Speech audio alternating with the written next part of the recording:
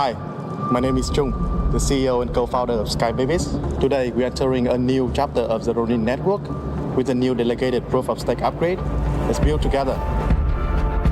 A Ronin is a samurai without a master. With Ronin, we took the destiny of our own products into our own hands. Sky Babies team has been working very hard in past months for this moment. And on the journey to DPoS, we have some new key high. We also make some new friends along the way. So we have vetted over 250 game studios to determine those exact right partners for us and for our ecosystem. Progressively decentralizing the network over time means that we can move a little bit slower at the beginning and get a more clear idea of what the most important value adds for people are. And now we can really start to see the fruits of our labor.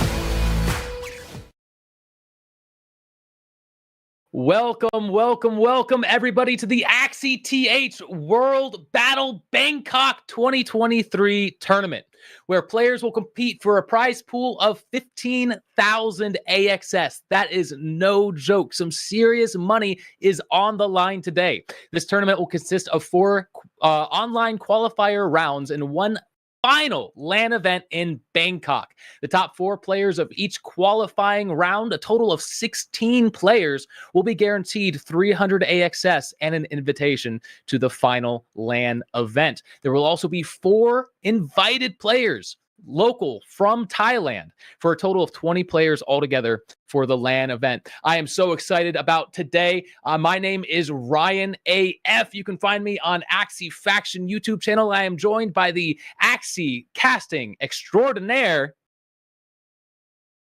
Excelsior. Take it away, man. Hey man, welcome guys. Thank you for that, Ryan here for the hyped up start to our stream. And of course, before we go on, let me discuss the tournament format for our tournament. Each round of the tournament will be open for up to 1,024 players with the best of 3 matches and a single elimination bracket. So that means if you're out, you are out. And of course, the tournament will be played on the esports server with all runes and charms unlocked. Like, you know, that's the best part of the esports server. All runes and charms are unlocked. You don't have to spend for it. Just bring your Axies. And the tournament will be played on the Axie Origin Season 3 patch. So no Season 4 yet, guys. We're just going to be playing on the Season 3 patch. Awesome. And today we have 8 amazing players who have already been through the 3-day gauntlet. We started off with 1,024 players, like Excelsior said, and we are now down to just the top 8. That will be Mitsubishi from Perion. We've got MVP I'm Cute from Axie GG. We've got MMG Chan, MVP Sequinox. He's the final boss, in my opinion. Sequinox just inspires fear in the hearts of his competitors. MMG Lynx, Enrico from YGG, Kusei from YGG, and FR4NC. I'm calling him Frank. From Focus. Focus. Yeah. Is that a new guild on the bracket here?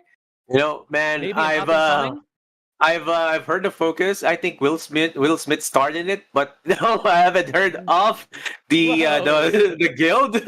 So, man, we're looking at the qualifiers all over at the graphics right there. We have already done the first qualifiers. We are now at qualifier 2, but fret not, for those of you who did not get top 4 or will not get top 4 over at this qualifier and the previous, or have not gotten it over at the previous one, you can still apply for qualifier 3 and 4. And look at that, the price pool of the AXS as well. Ryan, total price pool of 15,000 AXS. Now, you can get a snapshot of how much 15,000 AXS is right now, but that can go a bit higher, especially as we go to Season 4. And the 300 AXS is going to be secured if you get to top 4. So just one win from these players, or like if you win your match right now, if you're being broadcasted right now, that means you are one step away or one opponent away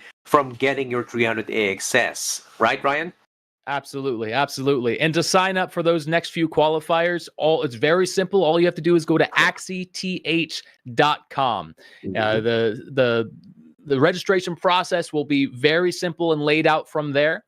Yeah, man, I think the total conversion between AXS to USD right now is 15,000 AXS totals $120,000.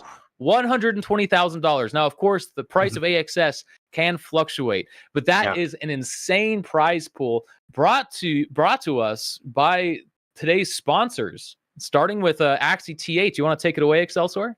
Yes, and we're talking about AxieTh, Ryan, and AxieTh is one of the biggest communities or Axie communities in Thailand, sharing news and updates about Axie Infinity and the Ronin chain. In addition, AxieTh has hosted several Axie meetup events in Thailand, which brings together members of the community to share their love of the game and connect with like-minded individuals. With its strong focus on Axie Infinity and its active engagement with the community, AxieTh has become a key player in the Axie ecosystem in Thailand. And let's not forget YGGSEA, Ryan. Can you tell us about YGGSEA? YGGC is a gaming guild that operates in Southeast Asia, primarily focused on blockchain games. YGGC is the first sub-DAO of YGG. I'm sure you've all heard of them, a part of the broader Yield Guild Games organization, which aims to create decentralized gaming ecosystems where players can earn income by participating in blockchain-based games. The guild also conducts community events and education programs to promote blockchain gaming in the region. And last but not least, AMP Guild.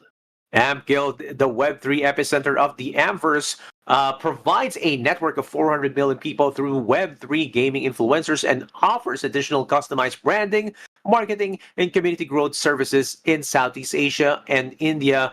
But, of course, let's mention that we have giveaways right here, Ryan. How does that work? The giveaways. So there is $100 and 30 Axies that will be given away to lucky audience members. To possibly win some of these rewards, all you have to do is click on the sweep widget link in the description, right? And 10 winners will receive $10 each, and 10 winners will also receive 3 Axies each. So that will be an entire Axie team if you happen to be one of those winners. And the winners will be announced tomorrow. So today is the last day to sign up for this sweepstakes and possibly have a chance at winning some of these prizes. Yeah, and I would. We're not allowed to join that, Ryan. That's one of the downsides of just being here and being your casters. But we're honored, like, to be able to bring the action to you, right? The first how do you say this? The first players that we have right here, the first match. Mitsubishi, I've heard of Mitsubishi, especially in the previous seasons, over at the different tournaments as well, E4E tournaments as well. And I'm looking at his record. I'm not sure if he's been going tournament to tournament after tournament, but his last placement was January. And this goes to show that he is going kind of all in right now in the AxieTh World Battle for Bangkok, because, he's from the Philippines, and it's going to be like a short flight away. Like, it's like a low-hanging fruit, Ryan. He wants to get to Thailand. And, being a top 8, he knows that that he is so near to that goal. Right? And what can you tell us about I'm Cute, Ryan? What counters have you had with I Am Cute? I Am Cute is an amazing player. I've ran into him quite a few times on the arena leaderboard. I'm not. I haven't casted too many tournaments with him specifically, but I know that he is a beast just from what I've heard within the ecosystem from different. When I was in Meditate, they would talk about him a lot. A very strong competitor, and I actually happened to meet him in AxieCon. And unfortunately, I think the match before we met, that we played together in the arena, I think I was having a bad day. You know, I'm not the type of person to spam emotes, you know? I'm the type of person, you know, I like to keep myself calm. If they want to throw an emote out there, let it be. I'll just keep on playing, stay focused. But I think I had a really bad day that day. And I think I was spamming emotes. He was like, man, why are you spamming emotes at me? I was like, I don't know. I'm sorry, man. It's not usual. But here we have Mitsubishi's Mitsubishi. Axie pool here. And what we see in here, Excelsior. Yeah, what we're seeing right here is, of course, you have a different, 3 different archetypes that we're seeing. And we are looking at the Jinx, we are looking at the Topaz comp, and we're looking at the Sustain comp. So these, there are 3 archetypes that Mitsubishi is already loading up into this tournament. And coming from his position right now over at the top 8, that's telling quite a bit that he knows how to juggle all these 3. They're 3 different. Like, some players just go in with 10 topazes, right? Absolutely. Some players just go in with 7 topazes and 1 sustain. But this guy just carries 3 of the archetypes, just to be sure. Like, they're covering all bases. What do you think about this, Ryan? I love the variety. I think it gives you a lot of counterplay potential. The Jinx is a really strong team. Maybe not as strong as Topaz, but regardless, it has a lot of potential to overwhelm your opponent if they decide not to play Holy Prayer specifically. Holy Prayer against the Jinx team is equivalent to Shield Leecher against a Sustain team, right? It's a single rune switch up that completely counters the strategy. But if they don't play it, then it could work out really well for Mitsubishi here. But whether or not he decides to pull it out is up in the air. It's still in the cards. That's right. And you know, Mitsubishi is very different from the brand, the car brand, Ryan. So Mitsubishi. But what it means is like 3 diamonds, right? It's 3 diamonds. So from what I'm seeing right now, Mitsubishi is staying true to his name by carrying 3 comps to this tournament. And now looking at symbolism. this, right? I got you there, man. And looking at this, we're looking at I'm Cute's composition. Oh, and it looks, is it the same? Wait. I believe that is the same. I mean, unless they just are running the same Axies, they might be talking to the same breeder after hours, getting the same deals from the same farms. But it could be that these are the same Axies we're looking at. They look extremely similar. The bug on the bottom right-hand side, that same Jinx bug. We see the same Dawn. Big Yak. I'm looking at the Big Yak, right? That's my marker right there. So okay, that's the same. You can't get that lucky with Big Yak breeding. I don't care who you are. You could be the best breeder in the world. You're not going to get 2 identical Big Yaks. Not like that. Yeah. So I think there might have been a mistake with the Axie pool. But who knows, man? We could hop into the match and they could be both playing the exact same Axies. Yeah, you know, there's a small chance that you get to see that happen, but I've seen that happen. But it's mostly when they do post it over at social media, like over at Twitter, we can see like a Big Yak triple poison teams that are exactly the same. So like when I see that happen. Yeah. Oh, there you go. Here we go. We've got the updated Axie pool for I'm Cute here, and definitely something different here. We do see a lot of topazes. And what I see right now, Ryan, is like there's an endless anger topaz right there over at the right, and it's gonna be somewhat different. Usually they do carry sticky tape instead of the rocket stamp, so we might expect that as well. But there we can see some discard comps right there, and 1 sustain. So most of them are topaz teams, although their eyes are closed. It's like these the Axies of I'm Cute are like doing some cute poses like that. Like we call it. Yeah. His Axies are just as cute as he is. All right, I think we're going to be hopping into game one right now. Let's see what teams our competitors have chosen. And we got two Topaz teams right here, both playing Collect and Protect, but I'm Cute is going with Endless Anger, whereas Mitsubishi is actually playing a Gloomy Dice variation. Have you seen this before, Excelsior? This is new to me.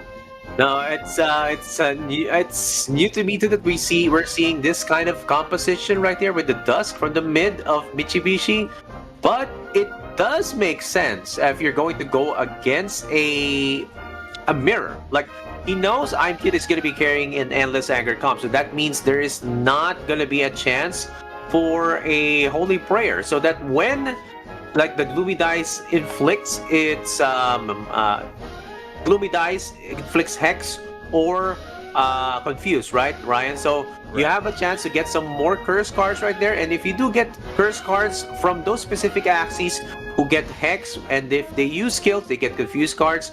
For those with Confuse, if they use attack cards, they get Confuse cards. If you don't have Holy Prayer, you won't have a chance, and you would be in effect petrified from doing anything, right? So this might be a good strategy for Mitsubishi. It's very interesting indeed. It's extremely interesting because something about Topaz teams is that they have an extremely heavy mixture of both skill cards and attack cards. So my initial thought was, well, you have to get lucky between getting Confused and Hex on the right turn. And of course, that's still true. But every single one of these Axies is playing three to four skill cards and three attack cards. Or 3 to 4 attack cards as well. So it's actually extremely evenly mixed up. And you can see right now they're confused, or they're hexed rather. So every skill card they play, they're going to be taking a curse card in return, which means it's going to be extremely difficult to power up those topazes. Am I right? Or what are you thinking? Right. That's right, man. Like if you see I'm Cute, try to power up those topazes, there's going to be a lot of confused cards. So that means he may go, since the keep mechanic is still on season 3, he may go and use the remaining energy that he has just to, retain. If he does try to use it and just keeps on cycling in with the Innocent Lamps and with the Demos, then he is just going to get a lot of confused cards. And considering that all of them have it, he's going to be going for it, man. He just went with a Bumpy, Goldfish. I'm not sure if the Nemos are going to be used, and they are not used. Effective. It's super effective right now. Gone. 2 Nemos gone. That is rough for I'm Cute there. Oh, man. That is really interesting outplay here in the tournament. Mitsubishi might be making a name for himself today. That's right, Ryan. Like, we can see that he has been thinking about it, and he has been looking into the Axie pool and say like, he's probably not gonna go with Holy Prayer. And I'm not sure if some of the players like do this. Like, okay, so what has he played? Like, if you have any guildmates that have been like decimated by one of the players, ask them like, what has he played when he defeated you? Right? You can ask them like, okay, you get some info.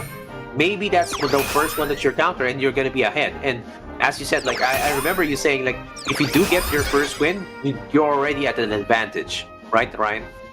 Right. Yeah, I mean, just getting that winner's mentality in your head, and the opponent being stuck with that one loss can sometimes just throw them off their game and cause them to make little mistakes they wouldn't normally make. Because these games are very high stress, high risk, high reward situations where you definitely want to be playing at the top of your game. Now, something that I did realize is that Nemo, when you play it, it actually pulls another Nemo from your deck or your discard pile. So while we saw 2 Nemos from I'm Cute go into the discard pile last turn, he was actually able to pull them both out this turn without losing too much momentum. And indeed, like they still got back into equal footing in terms of the banish pile. Like both are 5 right now, and actually it went towards the advantage of I'm Cute because the Axie that has the Gecko mask gets into taunt and gets to pump up some more armor just to protect it. So he is going to be having that special turn that he's going to be waiting for, because it's going to be up to 6. Problem is the mid line Endless Anger Axie has a confused or a fear put into it, and he's going to be putting maybe 2 or 3 confused cards onto his back onto his draw pile with this turn if he does try to attack. Right. Now he could throw out, if he gets really lucky with his card draw. Ooh, wait. Yeah, he definitely doesn't want to throw out the Topaz. If he throws out the Topaz, he's losing value with only 5 cards in the banished pile. And the only way to get more cards in there is by using the Innocent Lamb, which is going to get the confused cards in there, like you said. So very, very strange situation from I'm Cute here. He decides to go in with both the Topazes for 120 damage each. Throwing out the Cottontail for more energy. And there we go, the Topaz from the Beast, and that's another confused card. I'm Cute does get the death. Man, this is going to be a toss-up. What are you thinking? Does Mitsubishi have what it takes to come back from this? Ooh, we see the Rocket Stamp coming out. Yep. I mean, I think Mitsubishi will be having a bit of a problem, considering that he hasn't removed the back lane right there, and of course, over at this turn, this is going to be the Fury Form turn. Imp is going to be dealing 144 damage. He's going to be retaining 1 more card to maximize that. And, fails by a short bit right there, Ryan. I think he wanted to do some quick maths, but he is way ahead of Mitsubishi. That plan that he made with the gloomy dice right there, that would have been good, but I'm Cute knows how to counter, and he is still on the advantage. I think it's over. There was the last stand. Easy. There's the last stand. Mitsubishi has 1 more turn to make it happen, but there's no way he can take out 3 different Axies. So, of course, he throws in the towel, gives game 1 up to I'm Cute, but there's still potentially 2 more matches left to play, because remember, this is a best 2 out of 3. So it's not over yet. Yeah, you know, Ryan, that match, it all went down when we found out that I'm Cute. Like, okay, I'm not gonna bow down to your gloomy dice with that turn. And that Nemo that he threw away just came back with a vengeance in the form of the Bumpy, right? He started using the Nemos and just pumped up the armor of the frontline bug up to 100, and just it also had like taunt. So Mitsubishi was forced to go front, and when you would want to target the back, right? You would want to take out that mech as soon as possible, because that is the insurance policy that you have in this team setup. But you know, 1v3, it's not gonna happen. Yeah, it's gonna be tough when it gets down to that 1v3 situation. I don't know if it's possible with a Topaz. If it was an AoE comp, maybe. We've seen it happen in season 2 and season 1. That was a very common thing to see. But with Topaz, it's not really on the table for options there. So Mitsubishi is going to be on the back foot here. He is probably going to switch things up. I would highly doubt that he sticks with the same team, that same gloomy dice situation, considering how easily it was outplayed in the previous match. What do you think? Do you think we see any switch ups, or is it going to stay the same? You know, considering that he is carrying a Jinx team, it will still fall short in terms of the damage output. And the EA team that I'm Cute has can definitely counter it, because the EA team, the EA Topaz team, can just keep on retaining, right? You just it has those sticky tapes. It has the Fury Form to deal maximum damage. So even though I think I saw over at Mitsubishi side one of the Jinxes, the Jinx Axies has a Garage Worm. It will still fall short because there's a lot of damage and there's a a lot of cycling that will go on with the Topaz team. So if he does go with, what do you think? If he does go with sustain, what are the chances, Ryan? I think he very well could go with sustain and just hope that I'm Cute does not go with the shield leader. We saw in game 1 he was very happy with the collect and protect, so it's a big possibility that he just sticks with the collect and protect, considering he already won game 1. It's not that big of a deal to risk playing it a second time, which could give Mitsubishi the opportunity to go with sustain and possibly come back in game 2. But it's definitely a tough decision. This is what separates the pro players from the casters. You know, in this situation, it is really a mental chess match between these two players. Sometimes they can take an extra 2 minutes. They can take an extra 2 minutes and just be chilling on their chair, drinking a glass of water, taking their dang sweet time, just because they want their opponent to think that they're going to be switching things up. But really, they're just chilling there and relaxing. Yeah, you have to maximize this this downtime between matches, like just to set your head straight, or if you are in the losing position, or if you are in the advantage position where you just won, you just as you said, Ryan, like maybe do some mayes. Like, I'm not yet ready. I'm still thinking, right? Just maximize the time, and it's the time that you have. Like, it's the time that you can give some sort of strategy. Right there. It doesn't end in the runes, and doesn't end in the charms, doesn't end in the Axies. It's those in-between game moments that can actually mess you up, right? Absolutely. I've done it before. I've won. I've beaten competitors that I knew had every advantage against me, and I was able to outplay them in the counter pick. And I chose a team that was good. I chose a team that was pretty much my worst possible team, but considering the team that I knew he was going to go with, I actually had a slight advantage, and I was able to use that and overtake him in game 3, and I actually got in the top 3 of that tournament just because of the counterplay potential. So it is really a big deal. And here we go, game 2. And interesting. So we don't see any Axies change, but we do see a rune change. Do you think this is going to be enough on Mitsubishi's side with no gloomy dice, and instead we're seeing the pure instinct? Yeah, I mean, I think pure instinct is okay, considering that there are 3 different Axies right now, and you add 5% for each different Axie, right? And there's, as you can see right there, 5% for each different Axie, so it's going to be a lot of damage that's going to be done.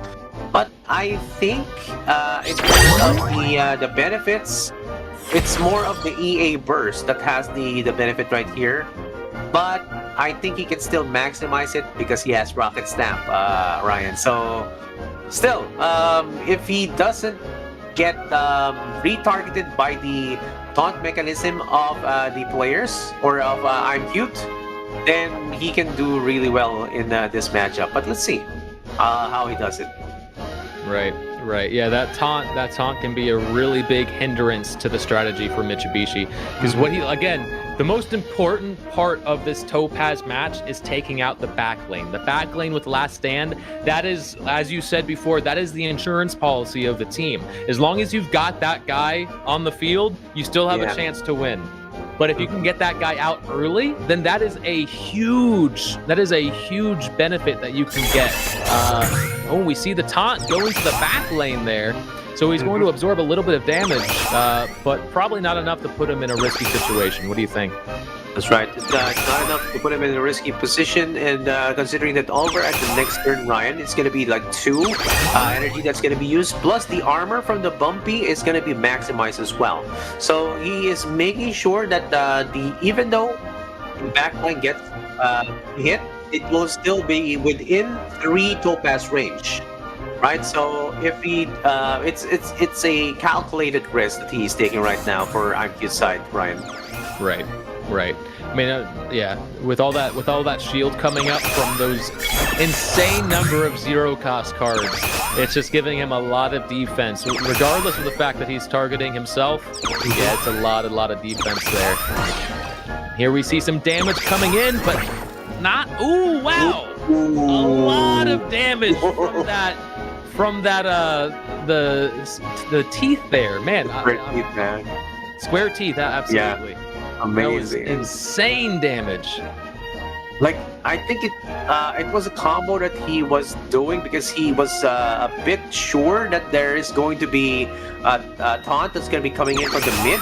But the Bucky just did all the work right there. And this is going to be a counter from the side of I'm Cute as he puts in the bumpy towards the mid and just retains one more card. And of course, we are now seeing I'm Cute protect his backline. This is the same strategy that he used over at the first game, Ryan. And I think there is still like 2 attacks to just take down the back, but he's just forcing all the damage towards the front in this turn. It is, that is very unfortunate for Mitsubishi. Very unfortunate. But he is actually getting his engine rolling here. A lot of cards going into that banished pile. That Topaz is going to start doing whopping damage, 158 there. And he actually decides to go in with a little bit more defense with the antenna there, which also improves his card draw for the next turn. He's able to scry up to 4 cards and remove any cards that he doesn't want to draw into the next turn. So he's got 4 cards left in his deck, and he's going to like every single one of those. That's right. And as that is happening, there is going to be some massacre that's going to be happening right here. There's going to be double kill with the Ronin, 207 damage. Oh! 2 are down. Devastating right there. Absolutely devastating. And unfortunately, he cannot get that backline mech in kill range. He is holding on to the Shoal Star. If he gets below 90 HP, that is an instant death. But he cannot get there every single time when we get to this round. There's just a little bit too much health. And it looks like, is this going to be enough to take him out? Yeah, with the square teeth, absolutely. There he goes into last stand, and I wouldn't be surprised if we see another surrender here. Yep. Surrender is the answer. Oh, okay. It's a matter of pride, Excelsior. It's a matter of pride this time. He said, this is my last moment in the limelight. I'm going to go as far as I possibly can. Let's finish out my turn. And there we go. 2-0 for I'm Cute. And I'm Cute will be earning 300 AXS and an invitation to the LAN Finals event in Bangkok. Man, that was exciting, Excelsior. That was quite exciting.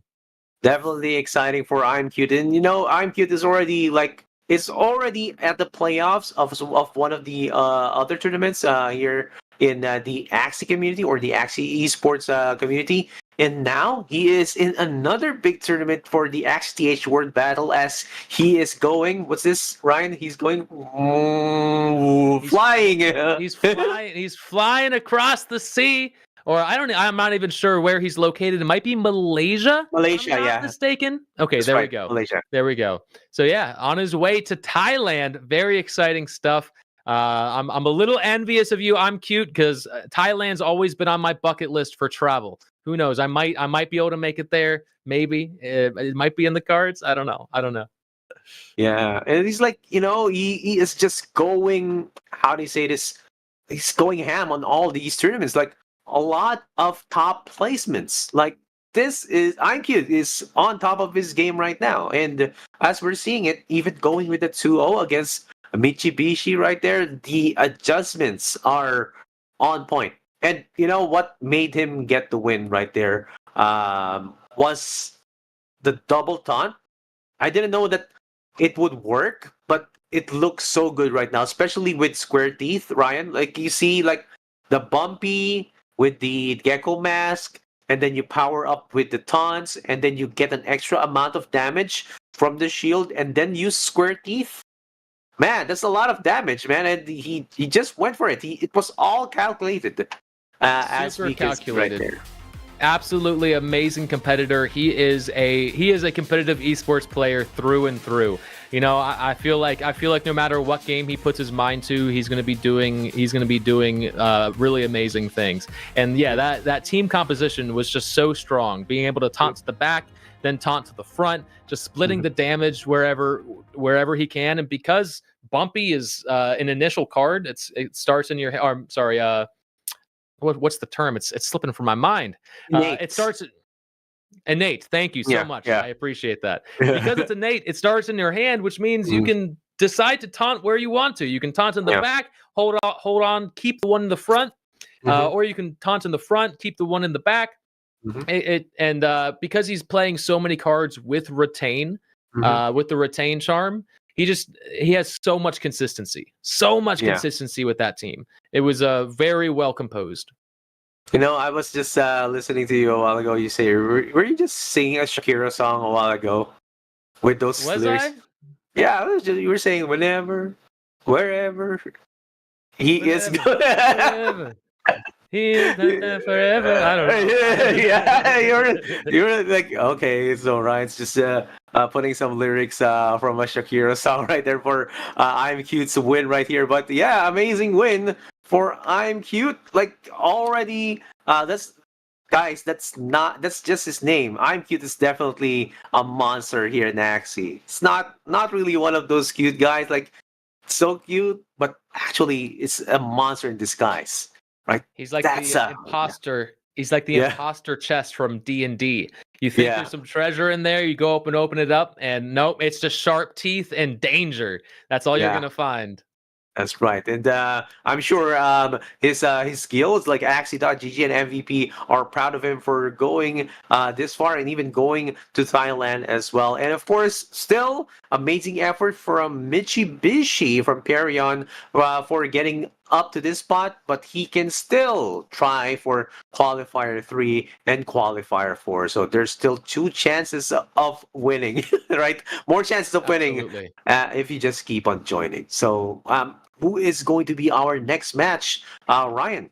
Our next match is going to be MMG Chan versus MVP Sequinox from Axie GG as well. So another MVP Axie GG competitor. Sequinox, man, I know Chan is a hell of a competitor. He is extremely well accomplished competitor in Axie esports, but Sequinox, that name inspires fear every time I hear it. I feel like he is the final boss of Axie. You might not agree, but I'm rooting for him in this match. What do you think? Do you have, any predictions? Man, I have no predictions between these two, but I've seen Chan just went in with a. I remember talking to you about this, man. Like Chan just went in and destroyed one of the guild the raiders of the castle from one of the tournaments. He just went in on the first match with a sustained team, right, against a shield leecher. So that's it. That's already a loss. Second match, he went with the topaz. And then third match, he went with the topaz. Fourth match, we went with the topaz. So they went 2-2. And the last game, he went back to sustain. And he just caught the guy off guard because there was no more shield leecher. Wow. So he just won. That's the best of 5. He went for the long game, man. He's like, okay, I'm just going to keep on playing topaz until he went sustain, topaz, and then sustain again. Like the whole plan just went smoothly, and we were looking at the big picture right there. Like, okay, this was all planned. This was all Chan's plan. But now it's BO3. I'm not sure what's going to happen right now, Ryan, because this is going to be a different ball game. Definitely. Best 2 out of 3 does not necessarily leave the same amount of room for counter team plays as you get from a best 3 out of 5. It's still possible, for sure.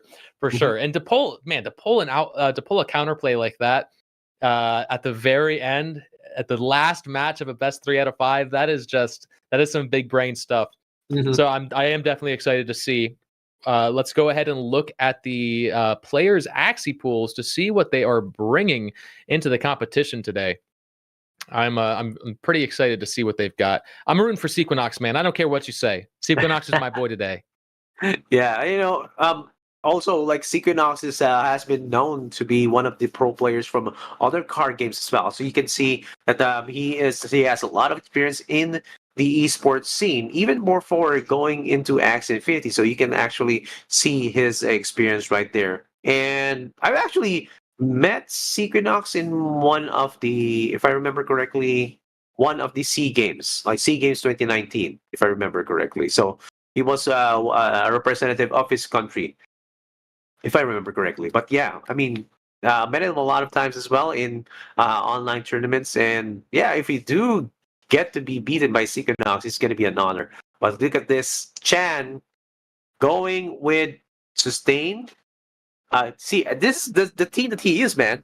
The Sustain team, like with the twin tails, and there's also a sturdy fighter, Axie right there, but he only carries one, like four Topaz teams or four Topaz Axies. So what can you say about this, Ryan?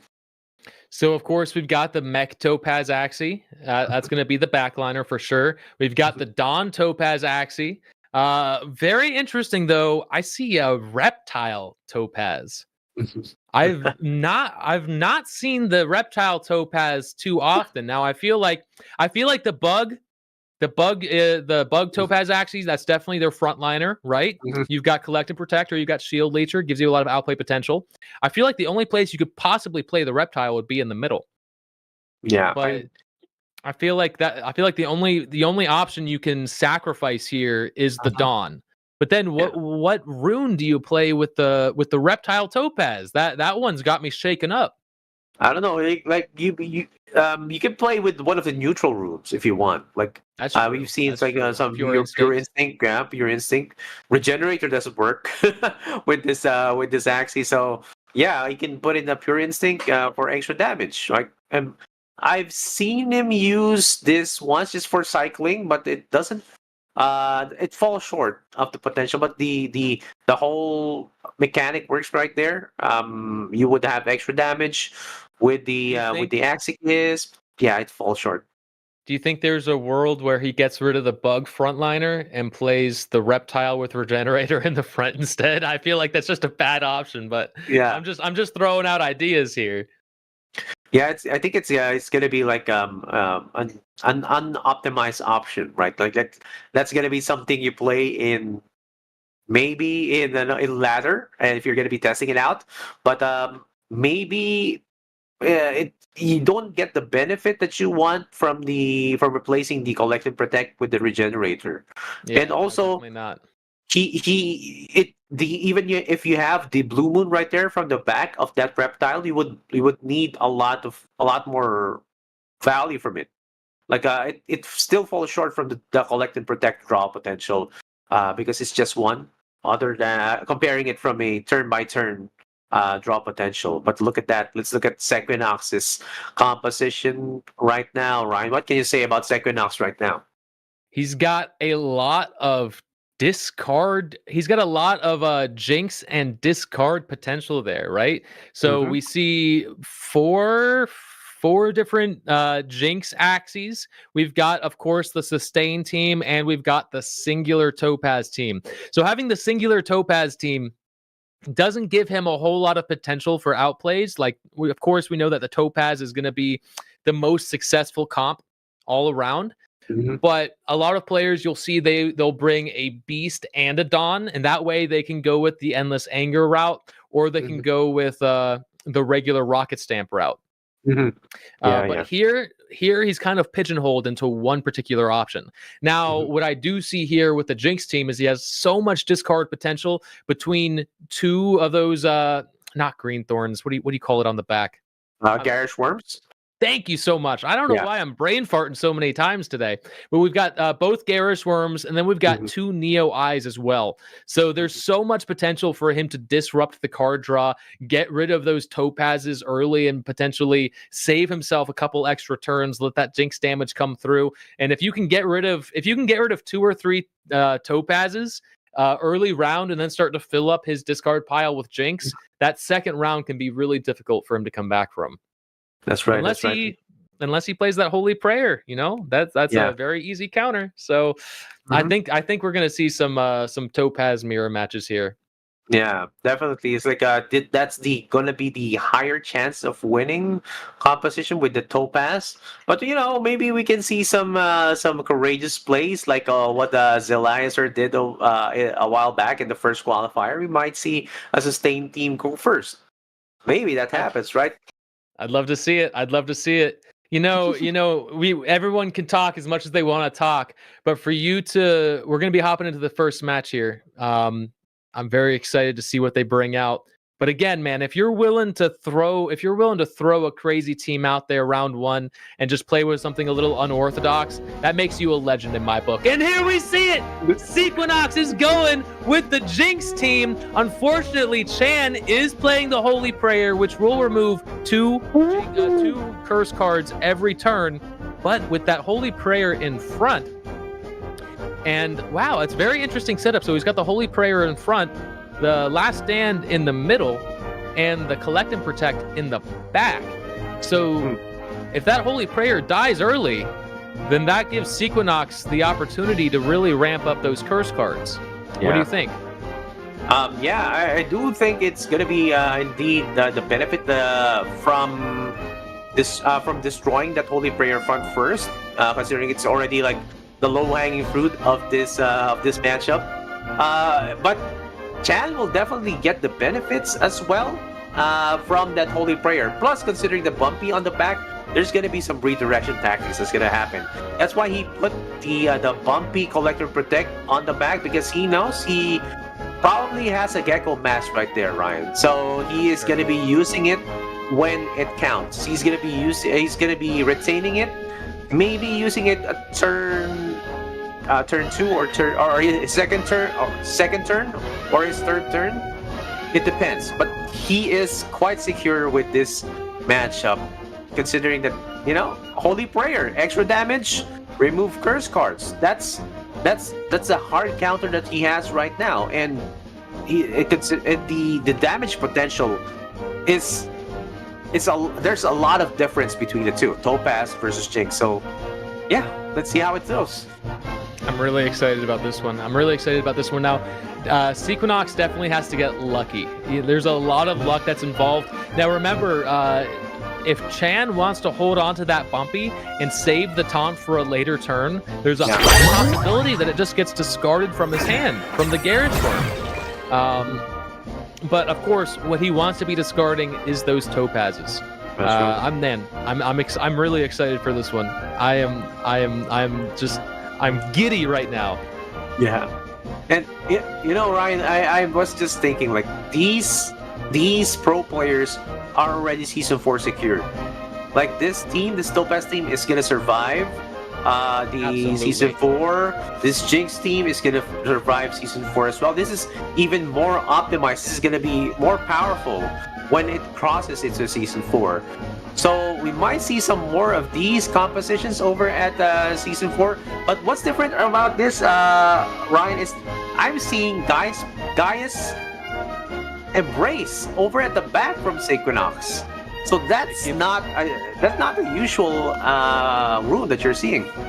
Absolutely. Yeah, usually you see like a Last Stand, but Gaia's Embrace gives a total of like 150 health across the entire team, really making one of those Axies a lot bulkier, which might make it a little bit more difficult to get the kill, even with the high damage coming in from Topaz. So he decides to hold on to the Nemo there. Doesn't want to take on any early curse cards, even though the Dawn's going to be removing 2. It's still a risky play.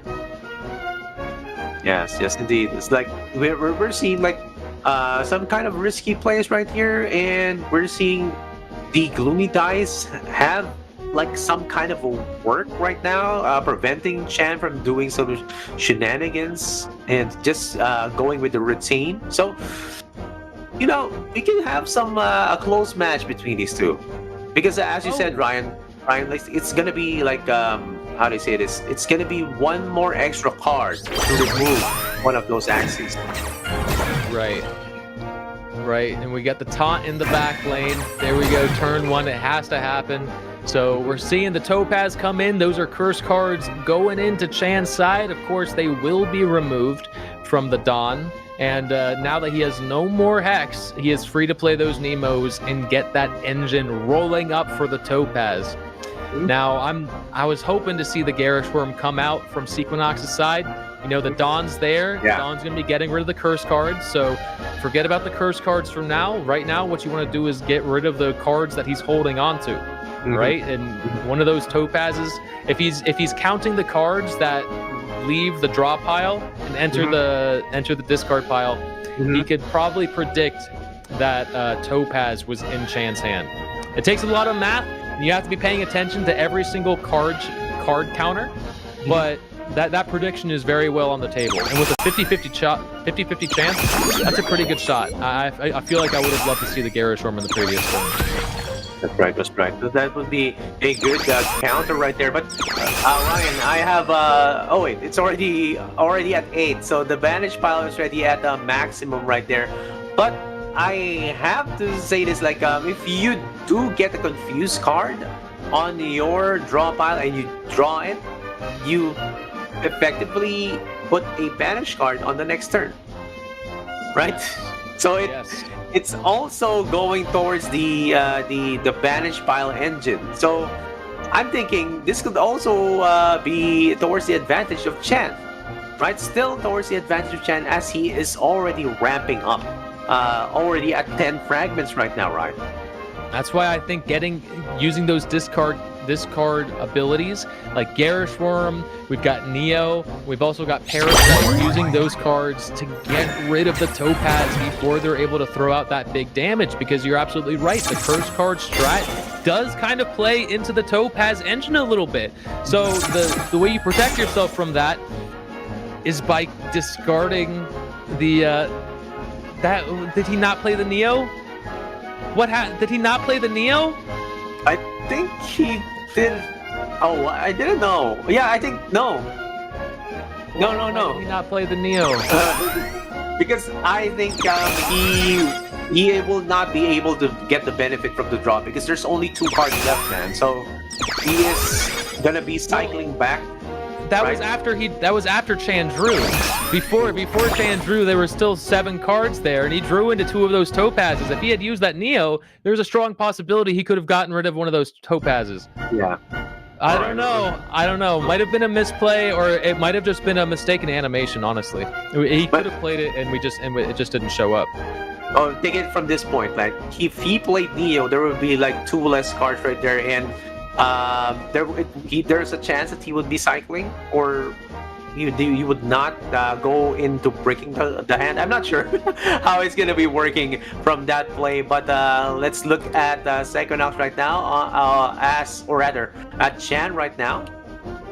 He just went in for that salvo, putting up his front up to 4T armor, and now of course we see Psychonauts hitting the front down to 320, and of course it's gonna be Parasite. Let's see if he's gonna be discarding one. Okay, there you go, discarding one and putting 1 goo into the pile. Chan is gonna be getting those emotes in. These guys are up for it. You know, it's a small community, guys, so you can see like some of them are just gonna be emoting back and forth. Both cards get discarded. He actually lets the Neo go again. I believe he is holding on for the second deck rotation. I think that is the strategy. I believe he was actually able to discard one of the Topazes with the 2 Garish Worms he threw out there, which is pretty big. Chan does draw into another Topaz here, which is going to be big damage. There's a Rocket Stamp on there. That is, yep, that's a dead midliner. And a lot of heavy damage is about to come in from this. I guess he holds onto the Square Teeth. Interesting choice. Yeah. There's no Retain Charm on there, so that means he had to have spent an energy to retain that Square Teeth, which is just an interesting choice, considering he has the shield on his backline bug. He would have gotten a lot of value from just playing that card and dealing the damage. What do you think the idea is for holding it? Yeah, I think the idea for holding this is so that when Psychonauts will be using one of the Garish Worms over at the next turns, there will be 1 more card to possibly dilute this card. So when you use the Garish Worm, right, it discards 1 card. Square Teeth is basically one of the lesser value cards that you can actually discard. So he's banking into that, and look at that draw! Oh! Let's go Sequinox, baby! That was quite an epic turn. He finally gets rid of the Dawn, and Chan just draws into a full hand of curse cards. He does nothing but probably spend 3 energy retaining some of those cards, including Square Teeth, and there's nothing else he could have done. a full wasted turn on Chan's side. He's already thrown out the GG. He hasn't thrown in the towel yet, so we know that there's still hope. But man, that has got to be discouraging if you're Chan right now. You know, Chan's placement is biting him in the back right now, Ryan. But let's see if he will be able to catch up Oliver at his next draw. Nope, it's a 2-pair right now instead of a straight flush a while ago. He just went in for like 5 cards or 4 cards, and now the back line has been taken down. It's down to the last mech. Will there be enough damage? No, there won't be, but he is going to be discarding one of the other cards as well, and he's going to be drawing into a lot of curses, Ryan. Fresh deck cycle right now. Deck cycle, 19 cards. Only 1, 2, 3, 4 of them are native to this Axie. And he does manage to draw into a Topaz, but it's not going to get him the kill. Lord, I did not want to be Chan right now. Oh, if you're Chan, you're just shaking in your seat. And there we go. The Jinx damage brings him into last stand. That's it. GG. My God. Excelsior, man. What did I tell you? I told you Sequinox is the final boss. He got it right there. Sequinox just went in for the kill, especially with the cycles. Like, he was waiting for the best time to use the Neo, and I think the factor that actually made Chan lose that game was the positioning. The usual, right? You mentioned it early into the game. Why is this here? Like, maybe he thought that the bumpy would catch up or would compensate for the repositioning right there, and he is still protecting the mech right there with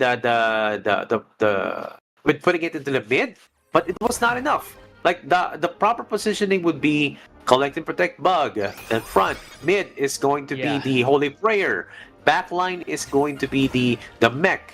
But now with this kind of maverick positioning, it just cost him the game. It just cost Chan the game. Right. Ryan. I could even consider the bug in front, of course. I feel like that's a given. But I could even consider the Dawn in the back in the last stand mech in the mid, right? Because if the mech's in the back, it's going to be taking the majority of the damage from the Jinx. But if you have the Dawn in the mid, then you're not going to be getting that many Jinx cards because the Dawn's going to be removing them every so often. I feel like either option. I feel like Dawn in the mid, Dawn in the back would be better than what he had here, leaving it so vulnerable up there in the front. Because the only way he has to divert damage was the taunt on the bumpy, and you only get that once. You don't get that for a second deck rotation. So as soon as it's done, and then that Dawn is in a risky situation.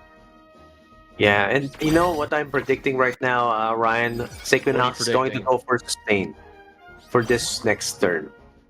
He will possibly, there's like a huge chance, if I remember correctly, Sequinox was against playing Topaz ever since, all over at ladder.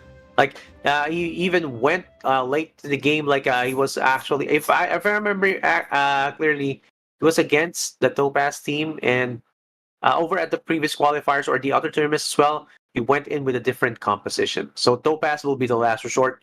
He will be going to sustain. Let's see.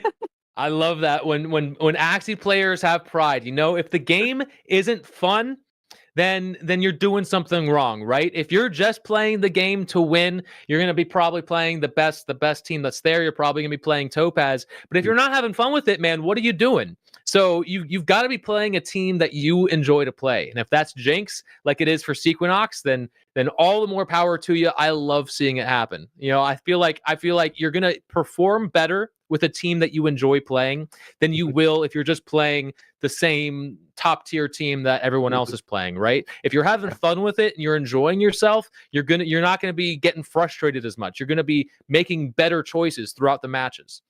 And you're not going to get drained so easily. If you're playing a comp that you don't enjoy playing, that's going to get boring real fast.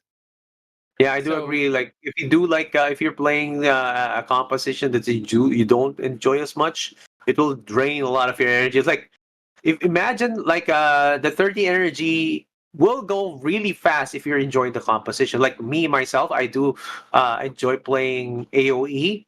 Like the 30 energy is just, even though it's around 2.5 hours, it's like it's basically a breeze. But if I play sustain, like oh man, it's not for me. Just because. I'm right there with you. I'm right there with you. It's like, in my opinion, it's one of the most boring comps. So I've never played sustain. I never will, just because for me it's not fun. But here we go into game 2. We've got Chan on the left and Sequinox on the right. No changes for Sequinox, but for Chan, yeah, this is the same positioning, same composition, same everything. Am I mistaken? It's the same, dude. It's like a rematch of game 1, and I wonder what's happening right here on Chan's mind. I'm pretty sure some of you guys over in the chat have some insight as to how this is happening. But man, if this is any reflection of game 1, Sequinox has this in the bag. But let's see what Chan will be doing in this match to catch up with his first loss. The final boss is here. Sequinox coming in. He's sneaking around. He's on his tiptoes, ready to scare Chan back to his bedroom and say, "No, sir, you're not going to Bangkok today. You're gonna have to sign up for the next qualifiers." But you know, it's still anybody's game. It's still anybody's game. Sequinox is up 1. Chan needs to win the next 2 matches in order to come back from this. But you know where my heart's at. You know where my heart's at. I'm rooting for Sequinox here. Yeah, I mean, I do believe, like, Sequinox has just put in a lot of time with this composition. See, he knows, like, I'm very confident with this composition. I'm not going to be playing the Topaz that everybody's going to be playing. I'm going to be trying to counter that. And this backline right here is very, it's I don't usually see it. Like, I don't usually guys embrace Jinx comp. And the color too. Yeah, the color almost looks like a Dawn, doesn't it? Yeah, it looks like a Dawn. Like, I don't see a yellow-green tinge. Almost like I usually see like green. I usually see a white with green highlights, but not a yellow-green tinge. This must be one of those rare kinds that you would want to see. But yeah, amazing that we are seeing this composition still being played yet again. Now, just look clearly, guys, as to how they're going to be playing, because these guys are pros. If you want to pick up one of these teams over at the marketplace, just make sure that you'll be able to play them. And this is the way to learn on how to play them. Let's go to first turn. It's going to be Chan as he uses the Bumpy and just goes on with his Nemo. All right. Turn 1, 5 cards in the banish pile. That is going to be 1 strong Topaz in the following turn. And Sequinox, I do believe, was it Sequinox going first in the previous round? I believe it was, but I could be wrong. Yes, you're right. He was the first one, and he went. If I remember correctly, he went first with the Inkling. Inkling with paralyzing jellyfish. Right. So while this is a mirror match, it is not going to be exactly the same as the previous round, because going first or going second, at the lower rounds, if you're just starting off back, you're playing in Chick, you're playing in Boar and Tiger, you're getting up into those rounds, it's not going to be doing a big difference. But up in this top level here, it is a massive difference whether you go first or second. What did you see, Excelsior? What did you see? You know what I saw, man? I saw Sequinox just go all in with that double discard. Like, it was actually triple discard, man. He went with a Garish Worm with Mantis Dagger, and he went with another Garish Worm with the. Oh my gosh! And he managed to get rid of a Topaz. So I believe it was a good gamble on his part. Getting rid of that Topaz is going to give him a lot more longevity in the later rounds here. Wow! I'm happy to see it. I'm really happy to see it. Man, that was an amazing play right there, man. It's like, okay, I'm just gonna be overcommit into this play and just retain this tadpole because this tadpole is just gonna be here because I have a free retain, and the tadpole will put in another jinx, so it's all good. And I even have all these debuffs on my opponent right there with the hex and with the fear. That's gonna be helping me put in some more curse cards on his draw pile. Absolutely. Look at this. Let the hex and the fear do its job. Then you can pile on top of it with the jinx cards. Here they come, and that's gonna remove a lot of the value from the Holy Prayer, because Holy Prayer can only get rid of 2 of them. And if you're throwing 2 curse cards in your own deck on your own turn, that means a lot of those jinxes have the potential to maintain and not get removed. Right. And of course, over at Chan, let's see if the retaliation is going to happen. He is going to be maximizing that dope as he gets 1 out, and he's going to be using that towards the front square key for extra damage, and going on for a Piranha, and a Showstar is going to be finishing that front collect and protect. Now, this could be tables turned for Equinox right now, because look at that midline mech. It's healthy, and considering that Equinox hasn't put in a lot of curse cards, now he is in the back pedal, Ryan. Yeah, I think so. Absolutely. Sequinox has got to pick things up significantly if he wants to come out on top here, because that Dawn looking very healthy with 316 health and 56 shield. Not very many curse cards. Chan will be going into a deck reset here with only 1 card left in his deck and 13 left in the draw pile. Now 15 in the draw pile. We still have a Raven here as well, which is going to add 1 more jinx, so we're looking at 16 altogether. 2 of those are going to get removed right at the beginning, and yeah, that's a clean hand. Only 1 curse card in the entire hand, and a lot of damage output's going to be coming out from Chan here. Right, and going in with 156 damage right there over at the mid with the Gloomy Dice. Equinox will still try to catch up. He is just going through all the armor right now, Ryan, and the back line is going to get hit as well. Look at that, revealing 35 armor left. The Tadpole is going to go towards the front. I think it's going to be Cottontail turn. There you go. He is going to go for another Inkling. There you go. This is it. That's a decent amount of curse cards. And when you've got curse cards maneuvered between the discard pile and the draw pile, it's going to be a bit more random what Holy Prayer removes. So we see he does draw into 2 Jinx cards here. There's going to be a little bit more damage to the bug, but still a full hand of attack cards. So didn't lose out on too much damage output there. That's right. This is rough. This is looking rough for Sequinox. I mean, unless the Axie gods come around and fill Chan's hand with nothing but curse cards, I think this is curtains for him. Yeah, definitely, Ryan. It's like it's gonna be definitely a 1-1 right now between the 2. Chan now has a chance to take over Equinox right now in this round with that first win and 3 surviving Axies, Ryan, over at this match. Like, that's what happened. I mean, that's happened before, but not so much with this matchup. You see, like, 2 guys one guy get taken down from the curses, and you have 2 guys remaining. But a full team surviving, that's going to be a great game for Chan as he catches up to Equinox.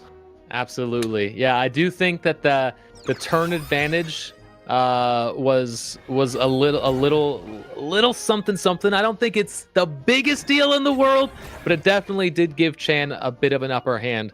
But man, to come back that strong and that heavily, you see, I think the concept with the Jinx team is that there's so much RNG involved, right?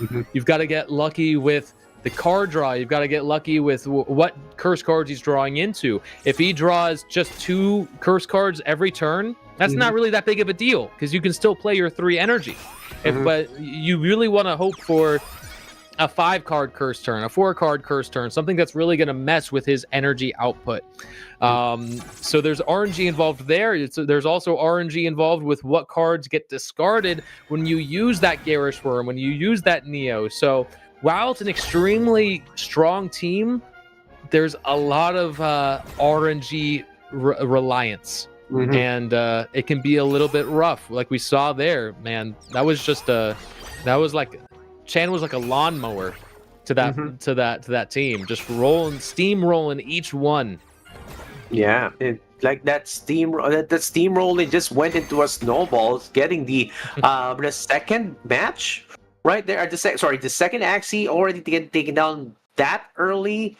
Ryan, that was just painful to see.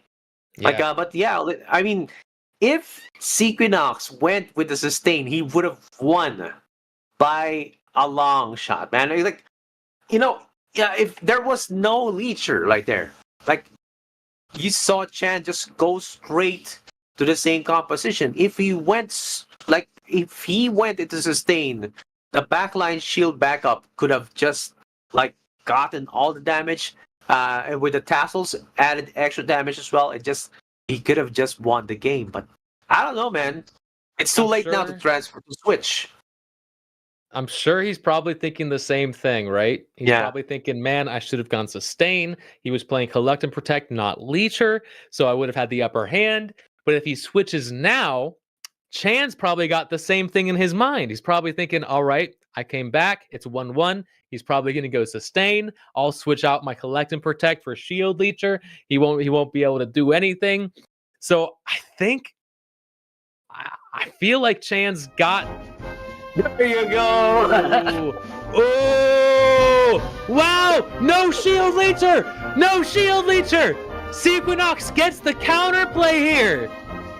That is amazing. So you can see what goes on in the players' heads. And I'm just running through it as a caster. I'm not actually there talking to them.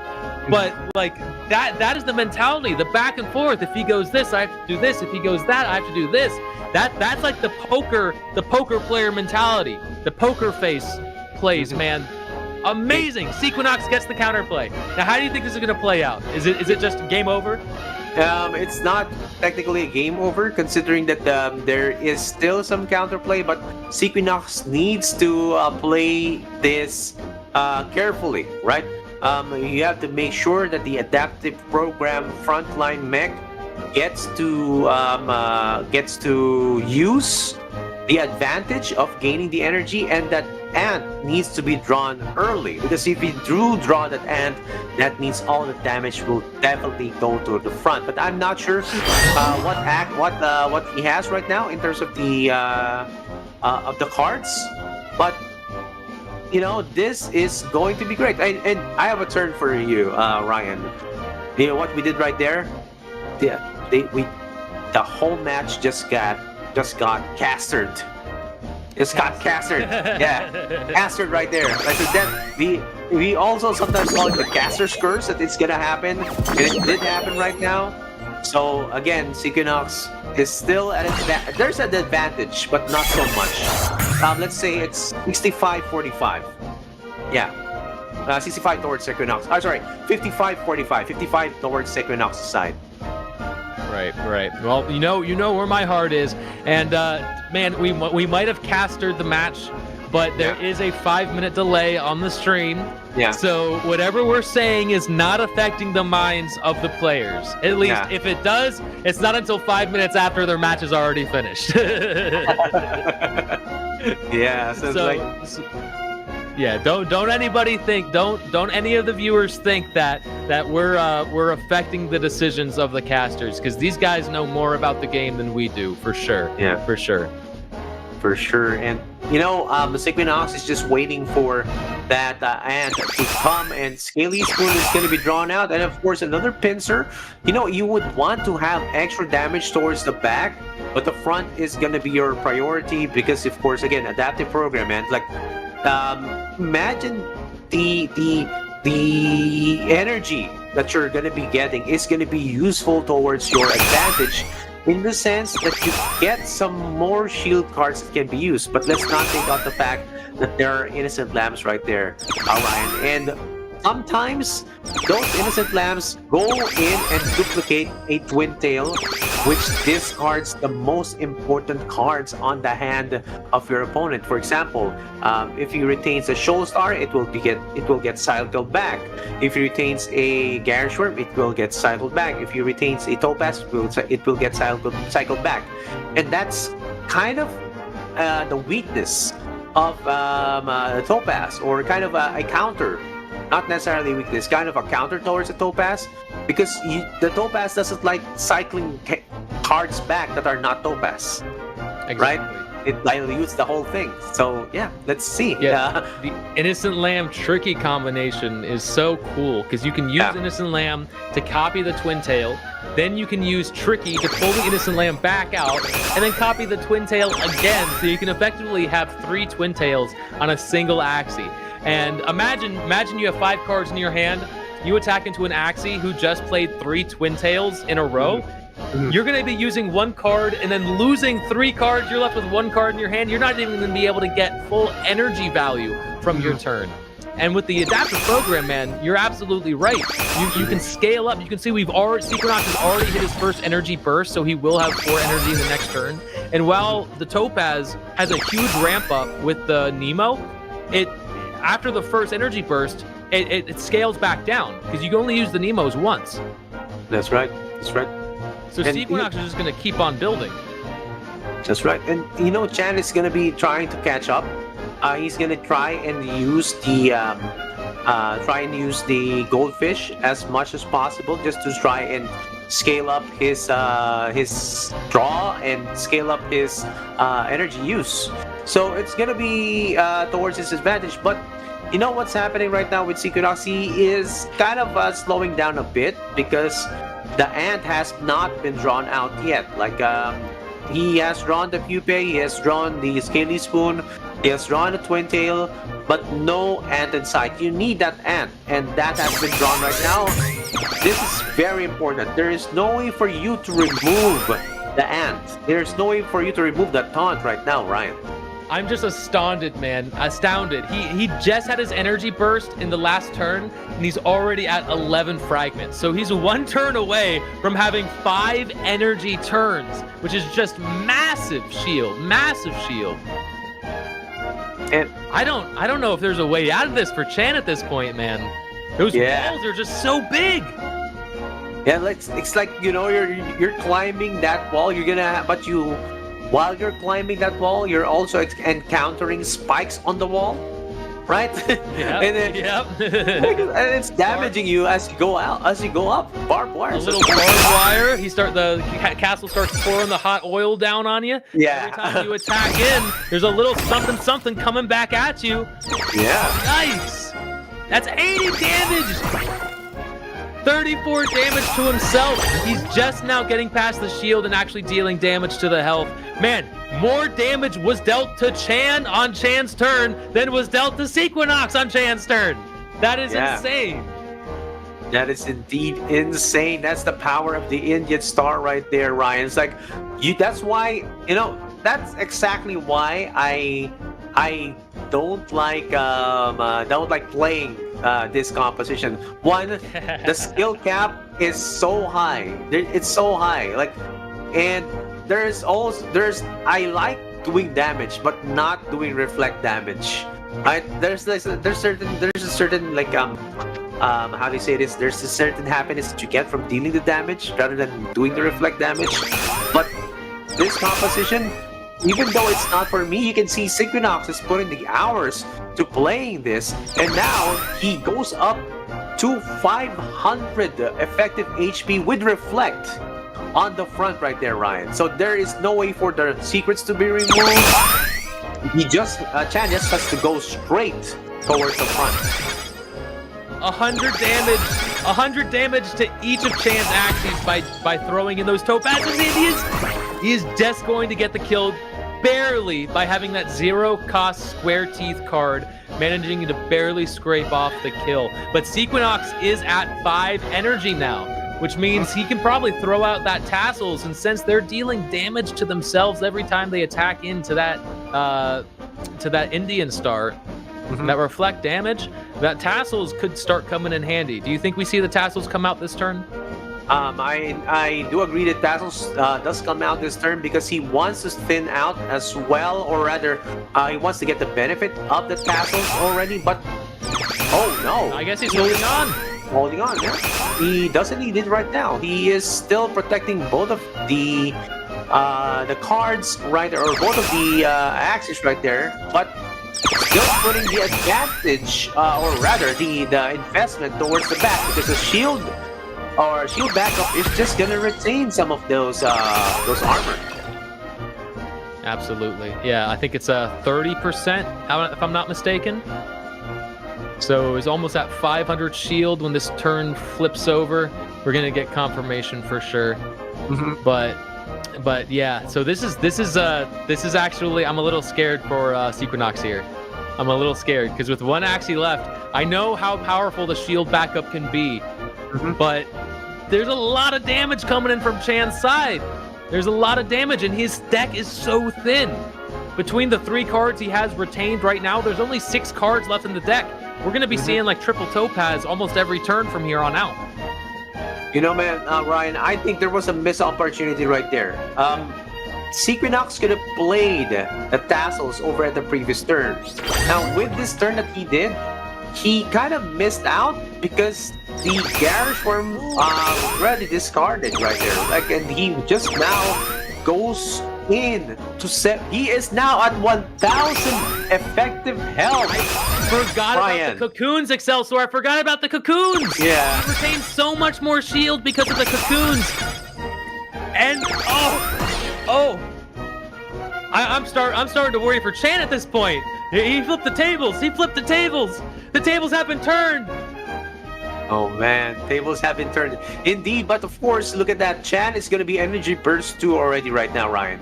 And now you can see that even though you're seeing Sequinox try to cycle into his banish, or rather, into revenge cards, he is now going to be drawing into his base cards, right? He already cycled it out, a lot of them out. Already went in with the reflex. But now Chan also on his side is going to be cycling with his own cards. He is going to get more cards in from his draw pile, but most of those cards are topazes. So like 450 damage per turn is going to be the play right here. And Sequinox didn't draw the topaz right now. What happened right there, Ryan?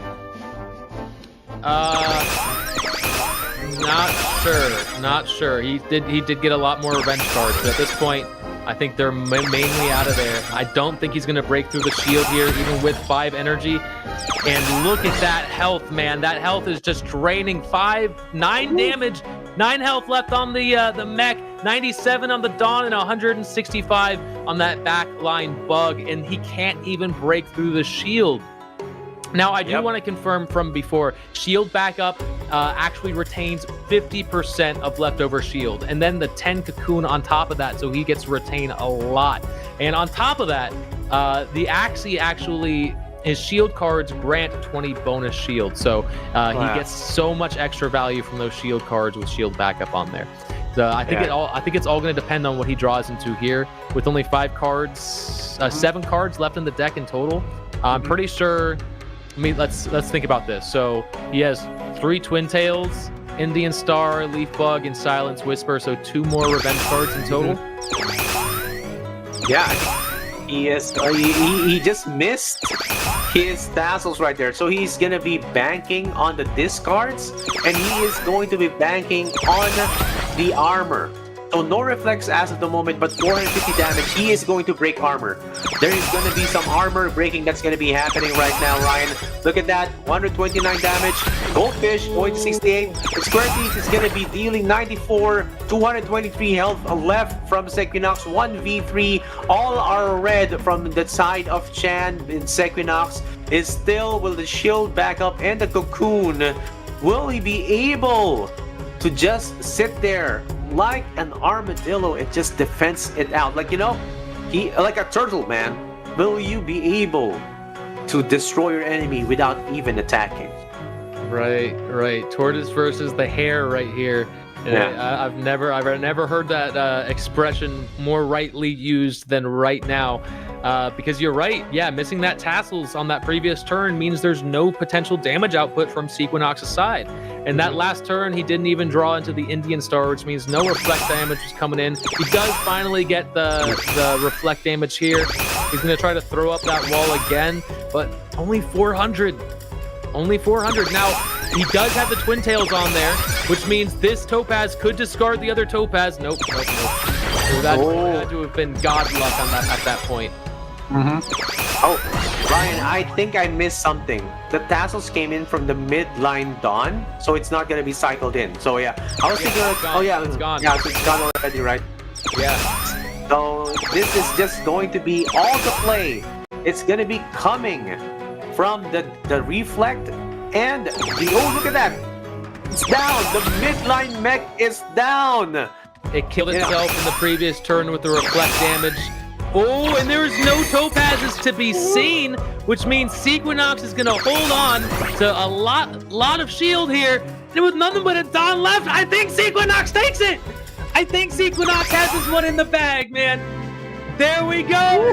There we go. Sequinox, Axie GG MVP. Congratulations. You're going to be going to Thailand, Bangkok for the LAN Finals event and winning 300 AXS along the way. Still, man, that is, ooh. I told you, Sequinox is the final boss. You do not mess with the final boss. Oh my gosh. Man, Ryan. At the beginning. Yeah, man, but we called it like Castard, man. Like he was just waiting to just go into sustain. Like he was baiting. Like I think this was a short play coming in from Sequinox. Okay, I'm gonna be playing Topaz. I'm gonna be playing Jinx. And surprisingly, he won during the first game. Second game, he played Jinx again. So maybe, okay, he was baiting, in a sense, Chan to play another Topaz, which is the highest winning percentage, or another Jinx. But then switches like 180-degree turn. Or sorry, was it 180-degree turn? Wait, he goes in, he goes in half of 360. Yeah, he goes in to 180, like he goes 180 and just goes in with the sustain without a shield leecher in sight because Chan was thinking maybe it's gonna be Jinx or Topaz. I don't need a shield leecher, and he reaps the rewards, man. That was absolutely phenomenally done by Sequinox. Again, congratulations, man. Love to see it. Thank you for not making me look bad for rooting for you this entire time. Yeah, there you go. And there he is. What a he's the second face. one. He's the second one, man, from MVP. Just today. MVP is taking the lion's share of the top 4 competitors here. 2 of them already moving on. But I think that is probably it. There is no more MVP competitors for the rest of the game. The next match will be MMG, not MVP. MMG Lynx versus Enrico from YGG. So many GGs, man. GGs, MMs, MMGs, MVPs, so many abbreviations. Yeah, and you know what? In last qualifier, we saw Suras. Now we see MVP, we see MMGs, and we see YGGs as well. YGGs. There's like two from each of the organizations in this top 8, which is pretty insane if you ask me. Like, you know, these guys, like they are top organizations, not just because of the number of their guild mates, but of course they're the number of the players that are actually at the top placements. And these players actually, if I remember correctly, they trickle down. Like they train the other players. They make sure that they do train it so that the skill gap or the skill doesn't stay on just one player. You just trickle it down to the other players so that they learn. So this is why they're on top. Like we have 2 representatives from each of these 3 guilds, and the other representatives, they might be rising stars, right? Could be. I'm excited to see Mitsubishi compete in other events, maybe even Qualifier 3, Qualifier 4. By the way, everybody, if you are just joining in, this is the second qualifier for the AxieTh World Battle Bangkok Tournament 2023. And this is one of the biggest tournaments that has ever happened for Axie. It's 4 qualifiers leading up to a final LAN event in Bangkok, and the 3rd and 4th qualifiers are still open for registration. All you have to do is go to AxieTh.com and follow the instructions there. That's right. And there's a lot of prizes going at stake with this tournament. Like, these players that we're casting right now, they just need 1 win to get into 300 AXS and that spot at Bangkok, Thailand. And if this is one of the places that you want to go, one of the, how do you say this, the advantages of being an Axie esports player, you get to fly for a tournament spot, right? You get to fly to these different places, different countries, and you get to play. You get to have the dream, basically, of an esports player. And Axie is providing us that. It is an exclusive. It is a sort of exclusive position to be in. But if you can prove yourself as a high-level competitive player, then you can be one of these people who are literally traveling the world and playing games in order to earn a living. And there are quite a few people doing this for Axie. I love to see it. I love to hear these success stories. Yeah, man, I can't wait to see who else is going to be invited. So far, we only have 6 out of our total 20 competitors confirmed for the LAN event. We're going to see 2 more enter in by the end of the day, and over the next couple of weeks, we're gonna get confirmation on the rest. I'm excited to see who it is. But I do want to say thank you to the sponsors, specifically AxieTh, one of the biggest Axie communities in Thailand, sharing news and updates about Axie Infinity and the Ronin chain. In addition, AxieTh has hosted several Axie meetups in Thailand, which bring together community members to share their love of the game and connect with like-minded individuals. With a strong focus on Axie Infinity and its active engagement with the community, AxieTh has become a key player in the Axie ecosystem in Thailand. And of course, YGGC. You want to take it away, Excelsior? Yes, Brian. YGG SEA or YGGC is a gaming guild that operates in Southeast Asia, primarily focused on blockchain games. YGGC is the first sub-DAO of YGG, a part of the broader Real Guild Games organization, which aims to create a decentralized gaming ecosystem where players can earn income by participating in blockchain-based games. The guild also conducts community events and education programs to promote blockchain gaming in the region. And of course, this is all supported by AMP Guild. Now, what can you say about AMP Guild, Ryan? Oh, AMP Guild. You mean the Web3 epicenter of Ampverse that provides a network of 400 million people through Web3 gaming, influencers, and offers additional customized branding? That AMP Guild? I can say a lot about AMP Guild. They offer customized branding, marketing, and community growth services in Southeast Asia. They're doing a lot, and they are one of the sponsors for this event. So they are helping provide not only some of the back end here, as well as YGGC, but also contributing to the prize pool, which is part of what makes this event so exciting and so competitive. Man, I think by the end of the qualifiers, we will have seen around 4,000 competitors go head to head for their chance at the $15,000 AXS prize pool, which if you use calculations for today's price of AXS, equates to somewhere in the range of $120,000. So that is what is on the line right now, and every single one of these players wants their piece of the cake. Yes, and of course, if you want a piece of the cake as well, as a viewer, you can join the partner giveaway, which is the giveaway that we have while just watching. Get ready to level up your gaming experience with an amazing giveaway brought to you by Am Guild and YGG SEA. We're giving away $100 and 30 Axies to lucky audiences. It's going to be $10 for 10 winners and a whole team, like 3 Axies for 10 players as well. Just join the link right there. It's going to be a sweep widget. Just click the link right there over at the description. And of course, it's going to be announced right within 7 days in the AxieTh Facebook page. Just join, guys. This is the last day. And tomorrow, you won't be able to join that giveaway. And just wait for the results. Absolutely. So whatever you're watching on, whether it be Facebook, whether it be Twitch or YouTube, whatever method you're using to view this, go ahead and check that description and click the sweep widget link to join that giveaway. And you might be getting yourself a free Axie team or $10, which could get you probably 4 or 5 Axies by itself, huh? Or maybe even some runes and charms if you want to power up that team for the Beast Blitz event that's going on right now. Well, yeah, talking about the Beast Blitz event, like I still have like 400 points left before I get to 2,000 and get that extra prize. So maybe I'll have to catch up. So yeah, let's see if we can.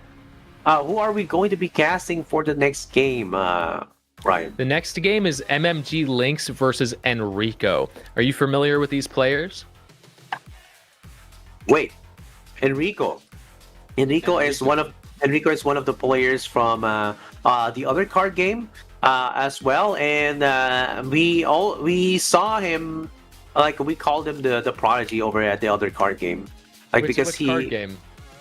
It rhymes with the high school acronym. So that card game, and so. We Is it like Voldemort? we the can't card name game other that shall games. not be named. We can't name the other card games, but it's close to your heart, right? So I gotcha. So we called him the prodigy right there because he was in college and he was getting placements all over SEA just for playing really well over at ladder and at tournaments as well. And he ported over those skills here at Axie Infinity. Like, we found out, like, okay, so he is really good. He's also being mentored by Q, right? So, over and stats as well from his guild. So, we see the talent that comes here from Enrico.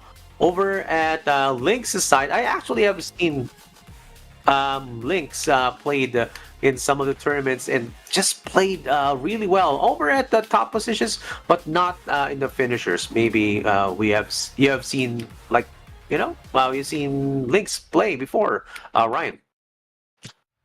I've definitely seen Lynx play before. I know that he is a hardcore competitor. I can't remember what event I've seen him in, though. I remember thinking, like, oh, this is a new name, and being really impressed with his competition. But that had to have been a good number of months prior, so I cannot quite remember. But I am excited to see what both of these competitors bring to the table. Whatever card game you were a prodigy in before doesn't necessarily translate to Axie. This is a different beast, which means it's anybody's game. But for now, we are going to go to a short break.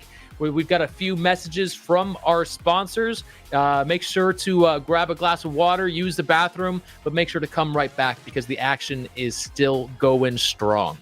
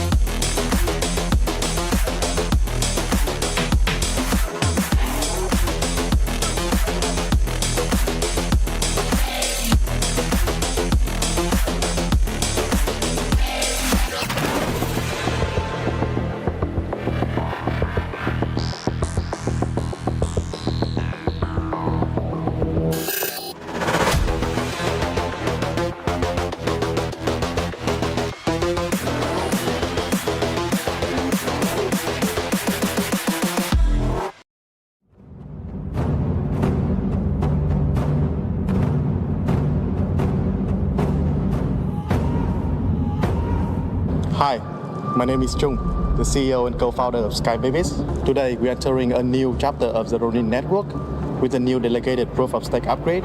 Let's build together.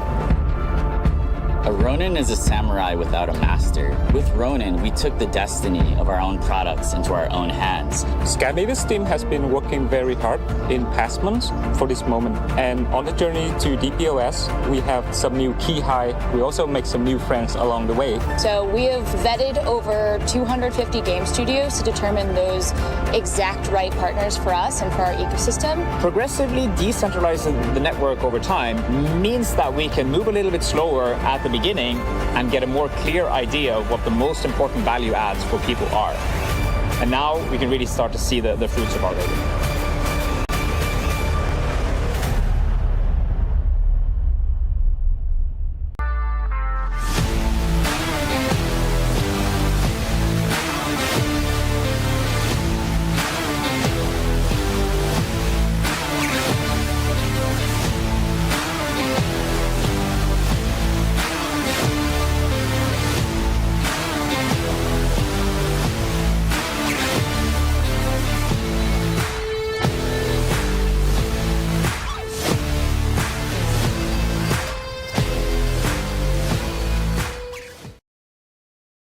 Welcome back, ladies and gentlemen, to the AxieTh World Bangkok Battle. This is one of the biggest tournaments in the world for Axie Infinity, with 15,000 AXS on the line, which is equivalent to around $120,000 at today's conversion prices. So a lot of money is on the line. We've got 8 competitors.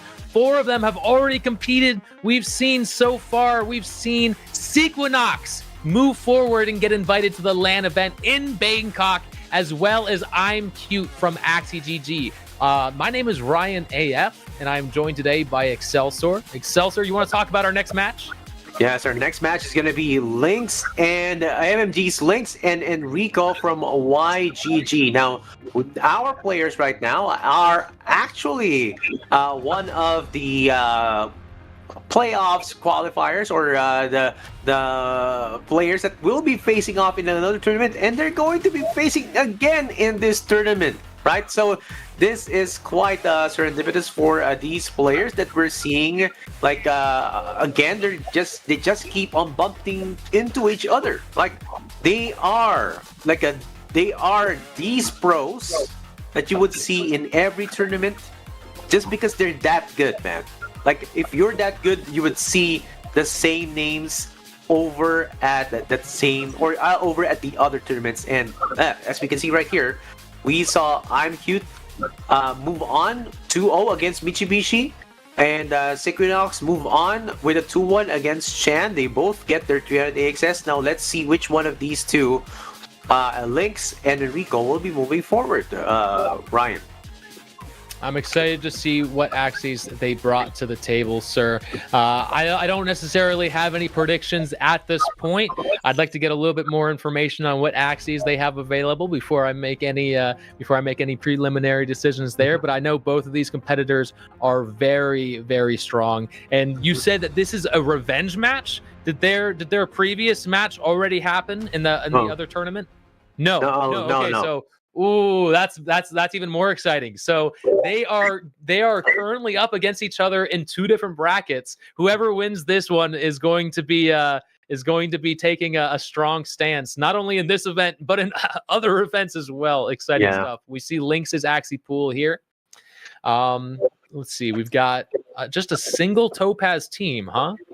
That's right. And Ryan, what's good about Lynx's team is his Topaz team also has that retargeting mechanism with the vegan or the herbivore right there, and the blue moon, as you can see over the lower right with the mech.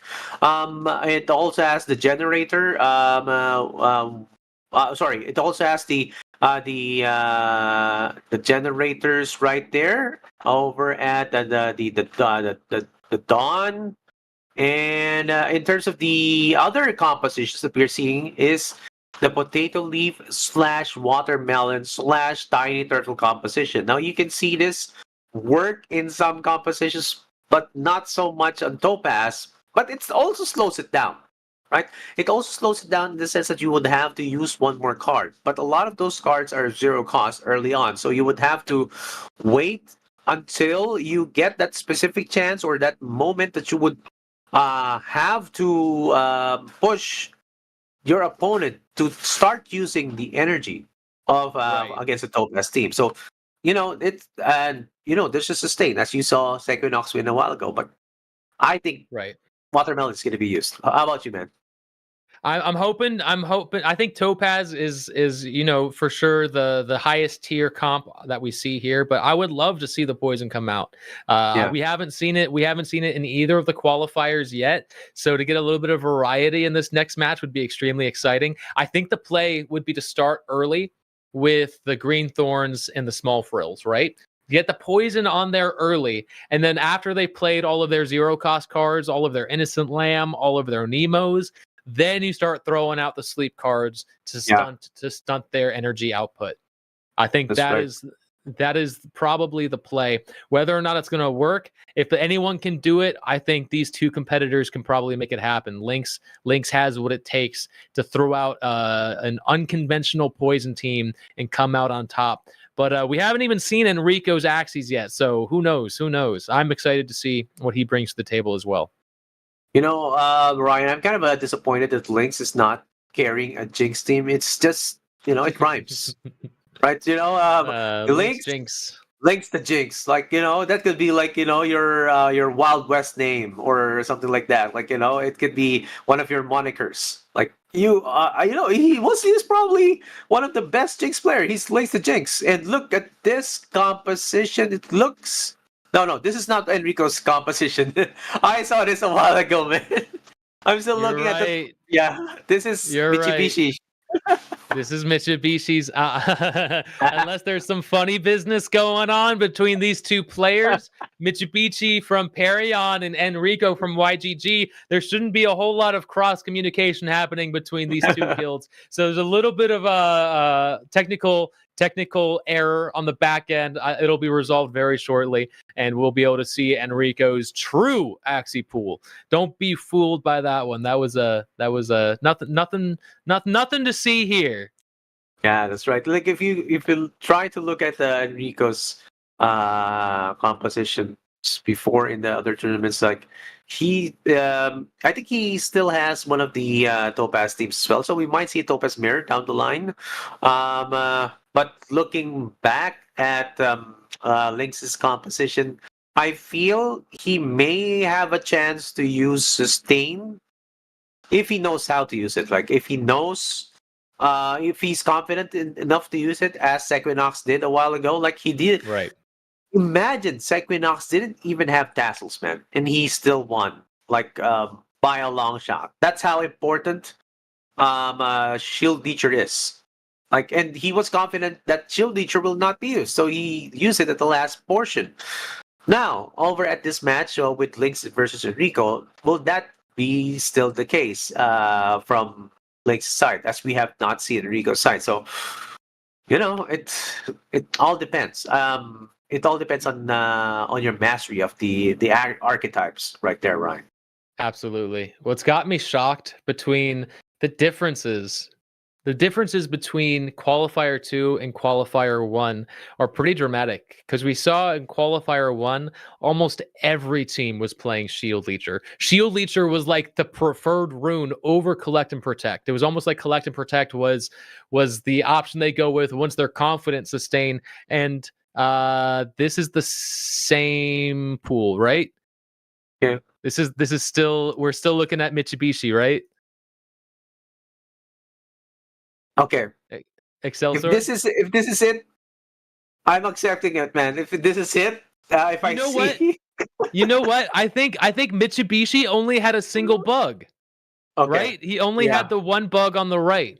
So while a lot of these Axies are looking identical to what Mitsubishi brought in, Wow. I do think that there is, I mean, the big yak, the big yak jinx is what's killing me right now. Yeah. But hey, they could just be very like-minded players that are bringing similar Axies. It's very well possible.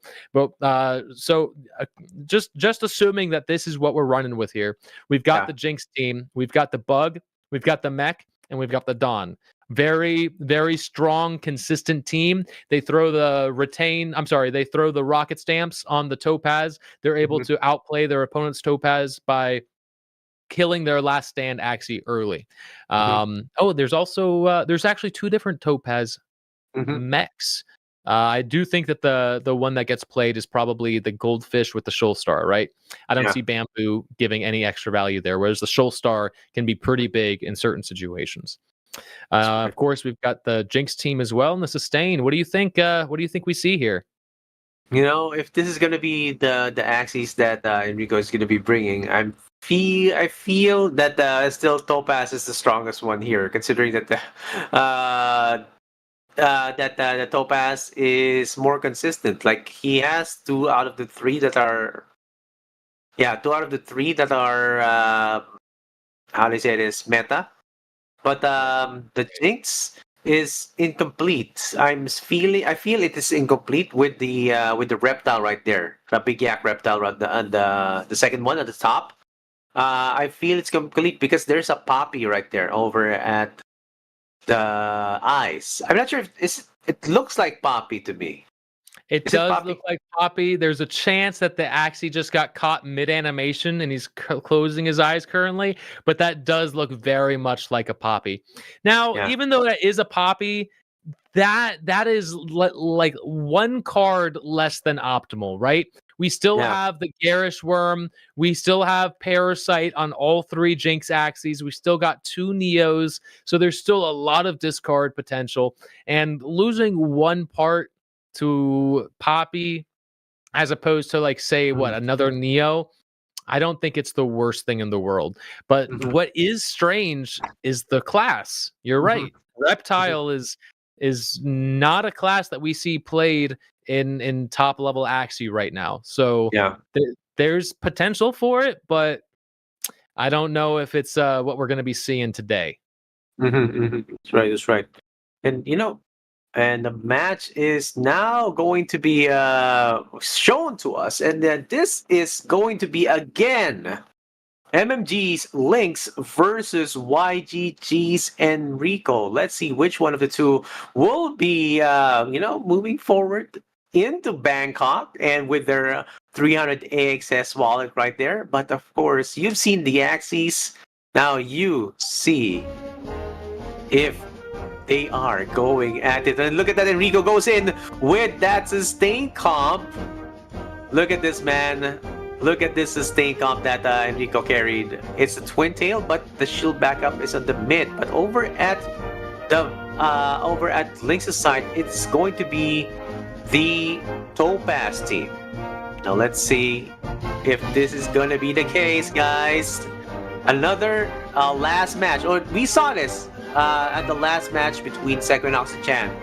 And let's see if Enrico pulls a Sequinox right here, Ryan.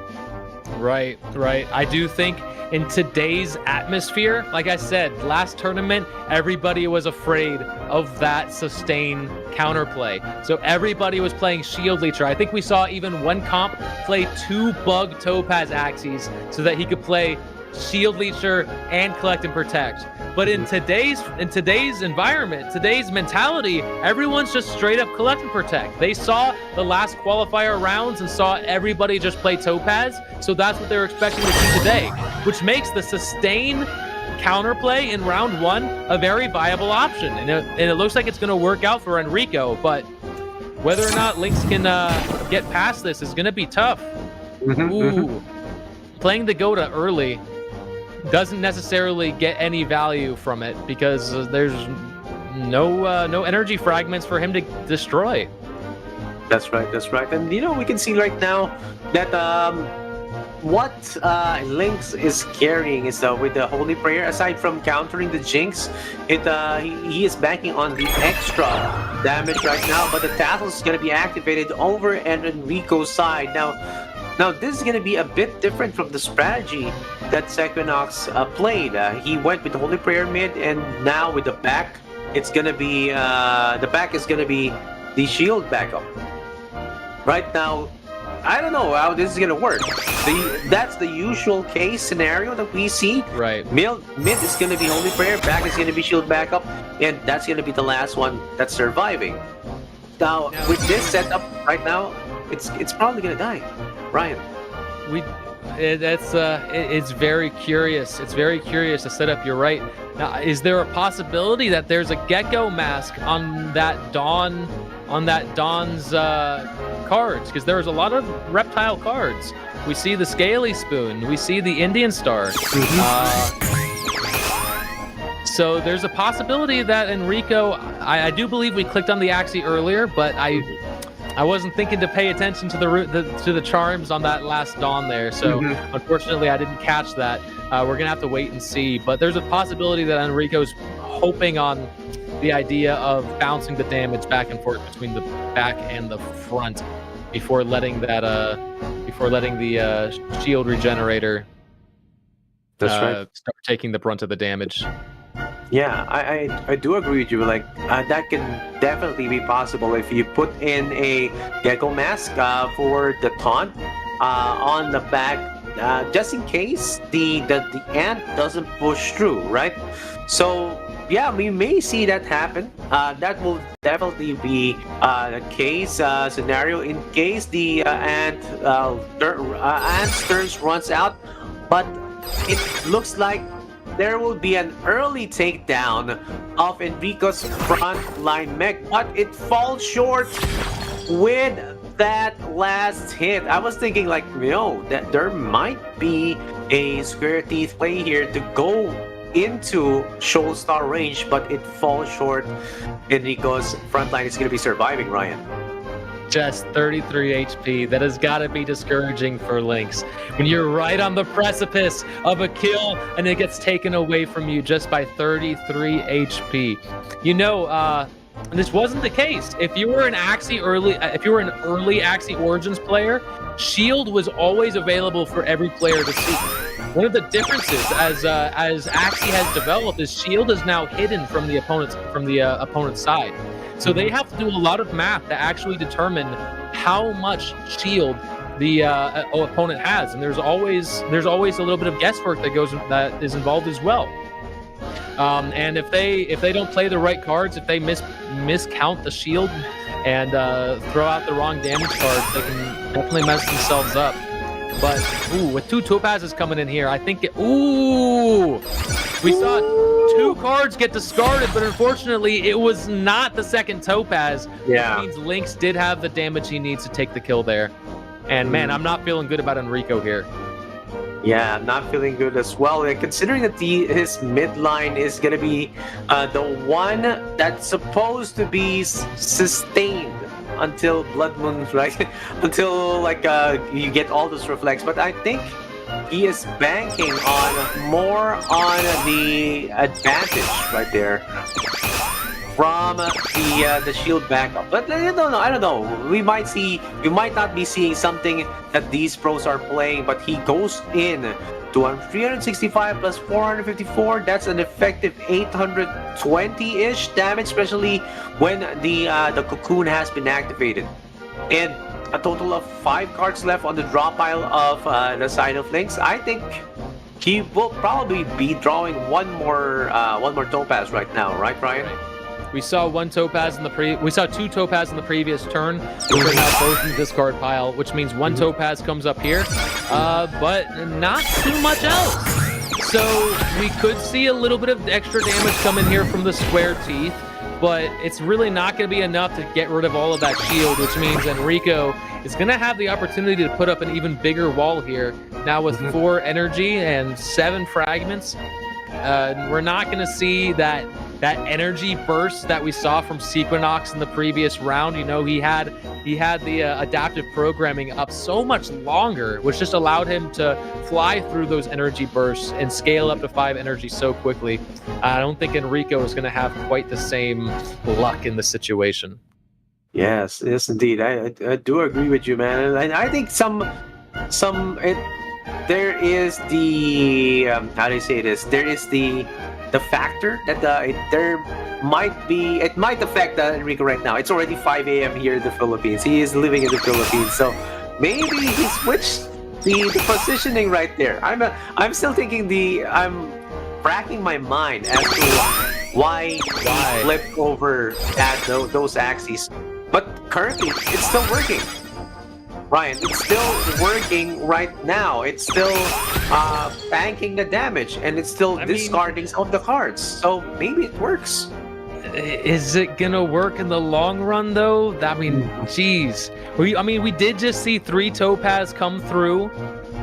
Even with all 3 topaz and 1 extra card, he just was barely able to deal damage to Enrico's mech there. But then again, there's only 2 cards left in the draw pile, which means Lynx could draw back. He could draw 3 topaz again the next turn. And man, if you're not able, the only reason he was able to put up that much shield was because there was like 150 retained from the previous turn. And if the topazes keep on coming in at that rate, it's going to be tough for him to keep up any shield worthwhile. Yeah, see, there we go. Only 300. Only 2 topaz to take that out. Yeah. 2 topazes will definitely take that out, Ryan, and that's gonna be the case right here. And he can actually just cycle them back. 450 effective damage plus the armor that he's gonna be gaining. And look at that Blue Moon cycling it back. That's the counter. That's the counter right there. Wow. Ryan, that's the counter right there. Blue Moon and draws into the 3rd topaz, and he's able to deal massive damage against this mech here, bringing it down to its red. It is below half health. Man, I'm not sure who's got it here. I'm not sure. This is really interesting. I mean, it is definitely still on Lynx's side. It still favors Lynx's side, just because of the positioning. But you know, I'm still thinking that there is more damage to come rather than there is more defense to come from Enrico's side. Like, imagine. Lynx did just energy burst. 5 energy now on Lynx's side, while still only 4 on Enrico's side. But man, it's tough because you've got to get through the reflect, and every time he puts up shield, he's also dealing damage because that tassels is now in full effect. So yeah, I mean, we can see like there's another 65%, and the advantage right here is that the tassels also, as you said, like they deal damage. The Twin Tails will do the discard, but the Blue Moon will try to counter that. And everyone is in the red. As you can see, Enrico go down to 90s and go down to 30. He is within range, but he is still debating Lynx to just put in the damage right there towards the mid. That is, and Enrico was one fragment away from going into his energy burst in the previous turn, which would have given him the potential to get a little bit of extra shield and potentially last for an extra turn here. But at this point, I think Enrico is burnt, and I think this next round is going to kill him. I don't know. This is going to be rough. Definitely on rough road right now, but this turtle is going to be smoothing it out. As you can see, he's going to be using that armor towards that mid-line shield backup mech, and look at that. With the reflect on there, Excelsior, I think it's all over for Lynx. He drew into the reflect. The amount of damage that came in from that tassel was actually way more than I was expecting. I think any attack coming in here is going to start killing each one of Lynx's Axies. Unless he can do it all with the mech. If he can do it all with the mech, it might be a different story. If he can... Wait, Soulstar kills it. Wait, what is he doing? Soulstar just kills it, right? No, with the armor, it won't be able to kill it, right? So you need more. Wait, does Soulstar... I think that was an update, right? Yeah. That was an update with Soulstar. My apologies, everybody. I was still under the impression that Soulstar snipes under shield.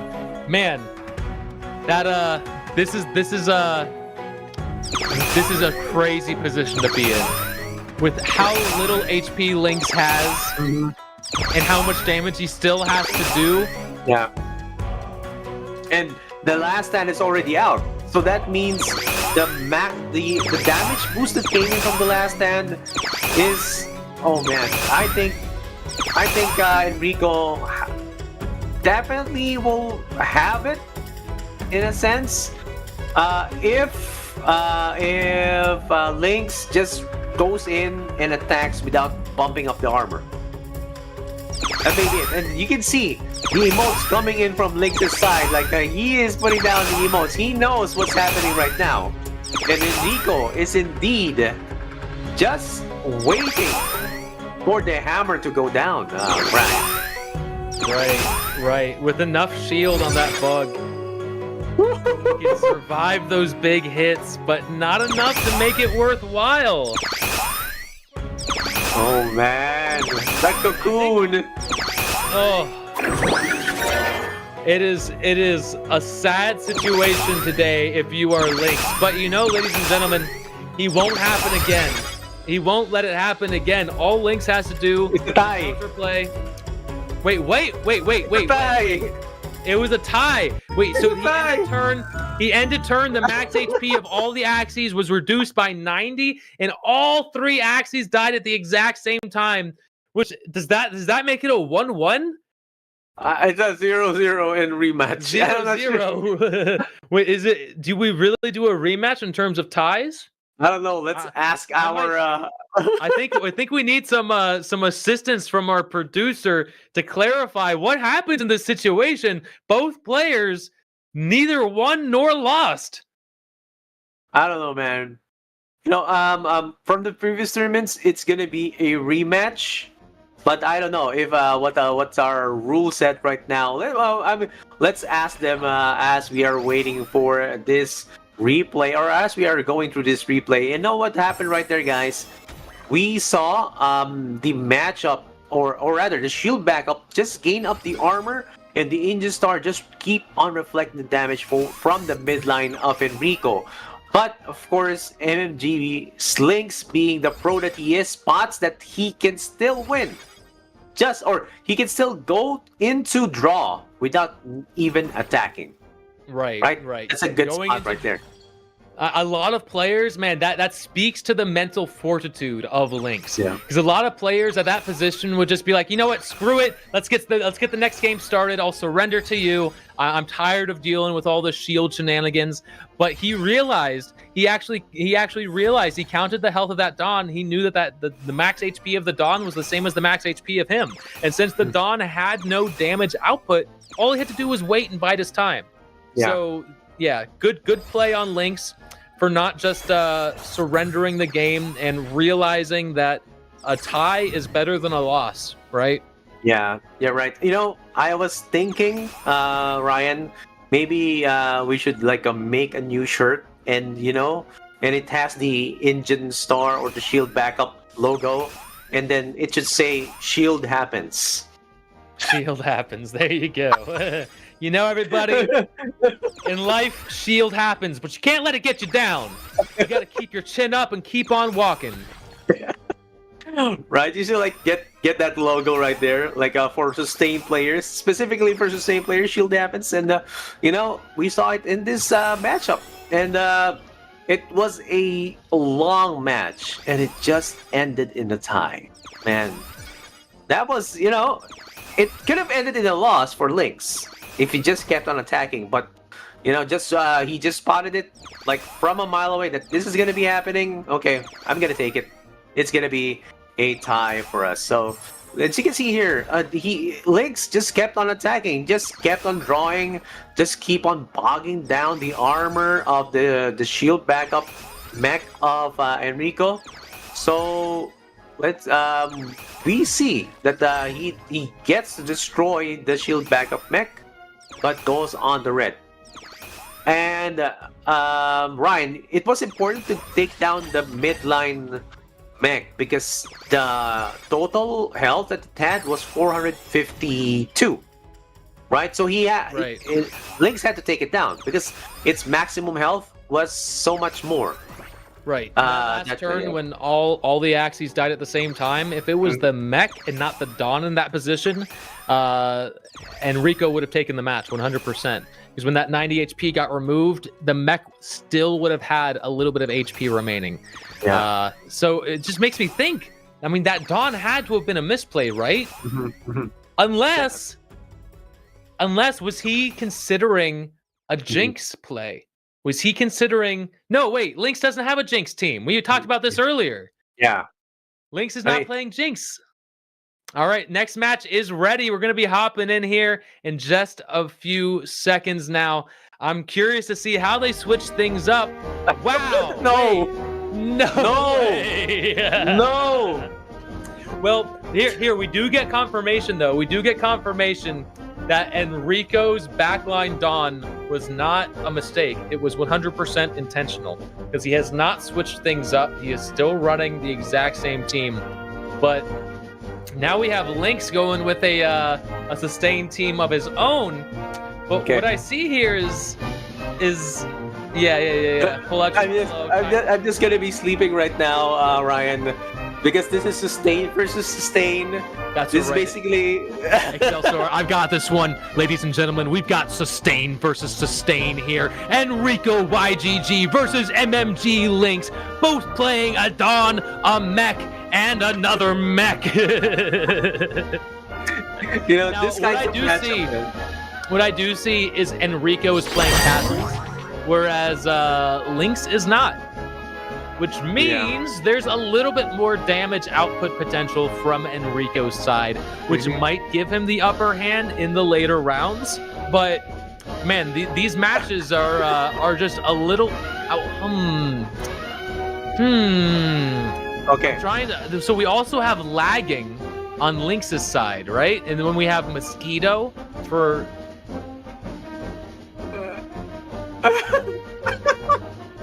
Okay, all right. So we just got word. Excelsior, you wanna explain it? Okay. So, you know, in these cases, it's gonna be ending up in a draw. Most definitely, it will be a draw because no one is gonna be attacking, and no one is gonna be like pulling back. So, okay, basically, both of them said, "Okay, man, we're gonna save you the time. The sun is rising here in the Philippines. We don't want to get into a long match. Thank you for that draw. Let's go on to something else." You know, and if they do they do debate each other to play sustain again. Stalemate. How does this work out? It's been two draws. Are we still at square one? Or is it just next winner wins the set? How many draws can you allow in a competitive situation? Can we just go draw infinity? Can they just tire each other out by you know that Axie Infinity, man. Draw infinity is definitely possible. Yeah, I mean, I think both guys let's will decide just the go. winner. Let's decide a winner with rock paper scissors. You know, Yeah, just yeah. throw it down to the simplest of simple. Rock paper scissors shoot. All right, bye bye. I'll see you in Thailand. Yeah, Oh my whoever God. gets to decide the turn, the turn, no, like the turn order will Right. be the winner. I don't know. Anyway, if it's going to be like a kind of a bait, it was actually kind of effective position for Enrico right there. If he was just baiting his opponent Lynx, but if he switches over to Topaz, if that were his Axies, I'm not sure if it's gonna be optimal.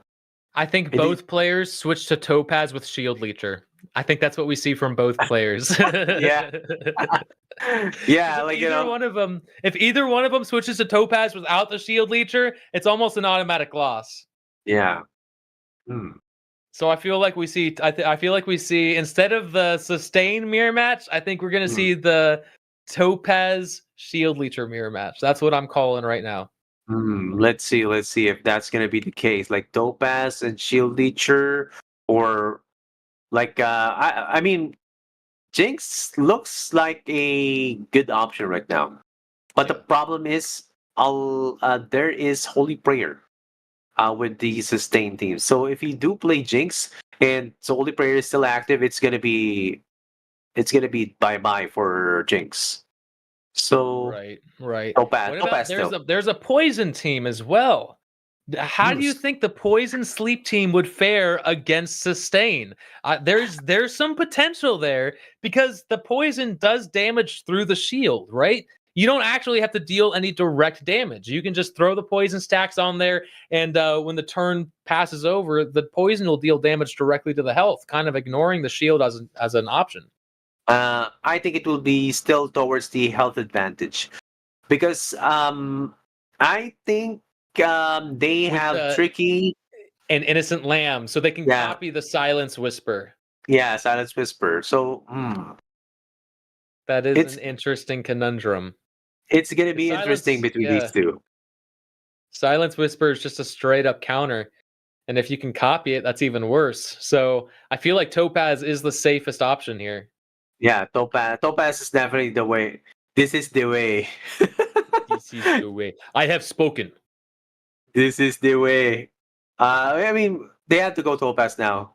They have to find some consensus. Okay, let's go. Just go Topaz, and just go with it, man. Let's see which is the better Topaz player right now, because Jinx doesn't have Lynx. Lynx doesn't have Jinx, right? So Lynx doesn't have Jinx when he Right. should have Jinx because his name is Lynx, right? So, yeah, Topaz versus Topaz. We may not want that to happen, but we definitely don't want sustain versus sustain. Yeah, I'll take Topaz versus Topaz any day. If those are my two options, Yeah. yes sir. I mean, I was gonna do my best to make that sustained mirror match entertaining, but I swear to God, after round 3, I was gonna lose my lose all my energy. I don't care how much coffee I've got in my cup here. It was gonna get rough there. So I am really thankful to both of those players who decided amongst themselves, hey, look, this isn't fun for us. It's not fun for the audience. Let's call this one a draw and restart. And yeah. So good on them. Good on the tournament organizers for handling it. And Yeah. hopefully this next match starts fairly soon, and we can see how they counter pick each other. It's gonna be interesting, man. It's gonna be interesting. Yeah. You know, I've had my fair share of control mirrors. Like I'm pretty sure you have had your fair share of control mirrors, Ryan. Of Like, course. and even going with the BO5 control mirrors, and like they don't, and it's not even conquest. Wherein if you win with a control deck, and then you won't be able to use that control deck anymore, right? It's not even conquest. Like it is any deck goes as long as it is within your deck pool.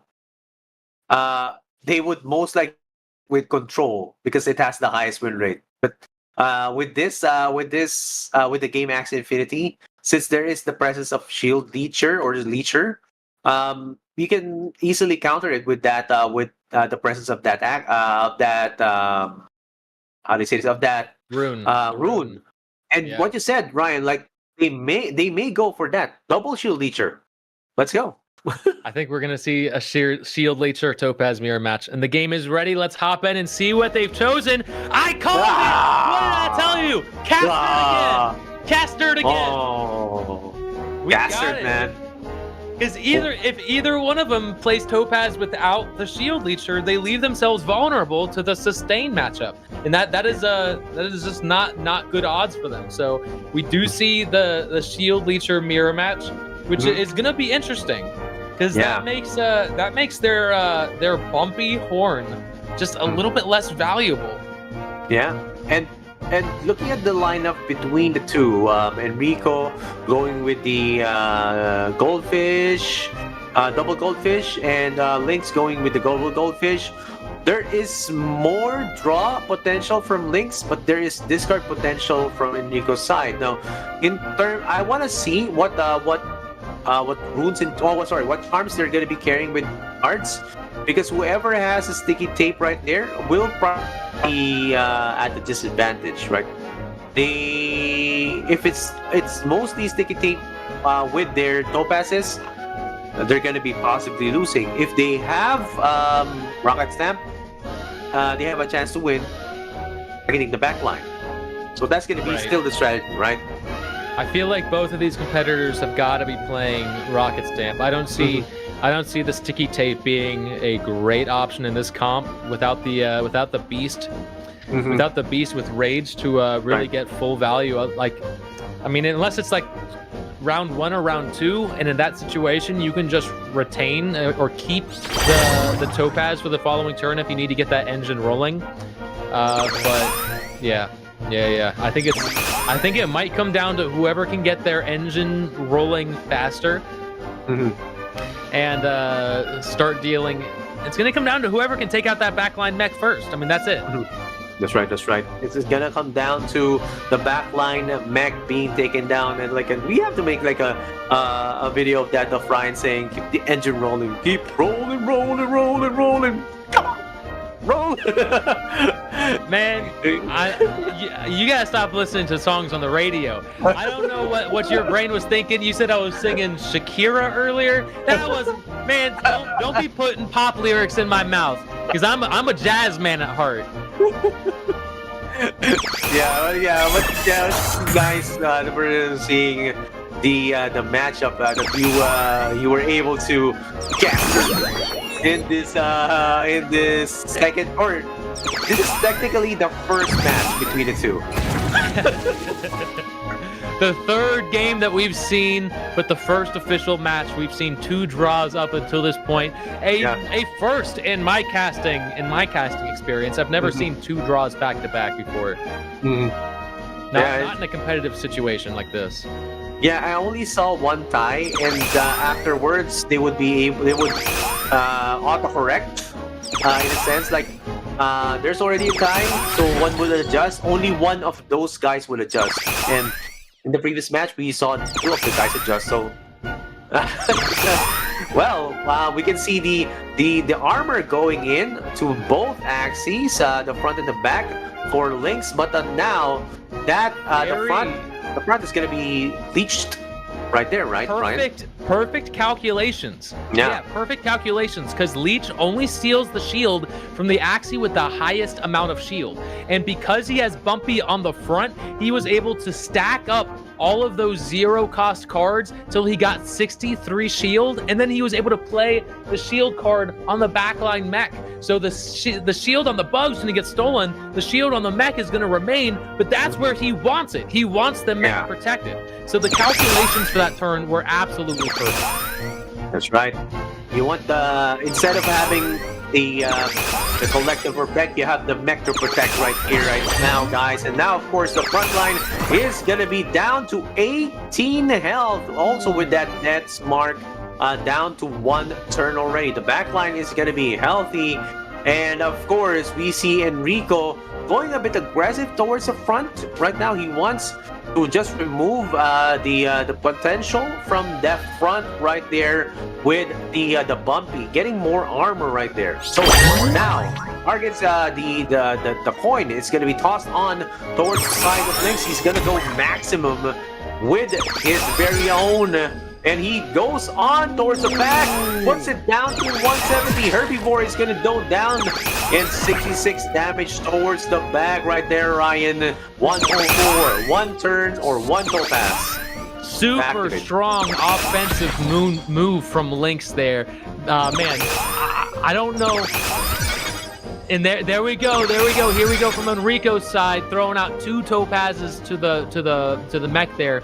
Unfortunately, Enrico had to throw a topaz. Ooh, and already it goes down. Ooh. Last stand is activated. Enrico's on the back foot now. He's got to make something major happen in the next turn. And is he going to draw into the topaz? He gets 2. He gets 2. He's going down. Oh, there you go. Last stand over at the back. 250 damage almost from that one topaz, and the Showstar takes him out. Enrico's got the game. There's no way. Lynx cannot do this with one Axie. Oh, no. It's not possible, guys.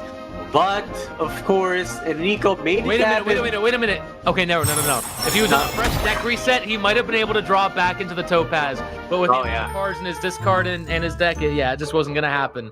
Not in the cards for Lynx today. Enrico is taking match 1.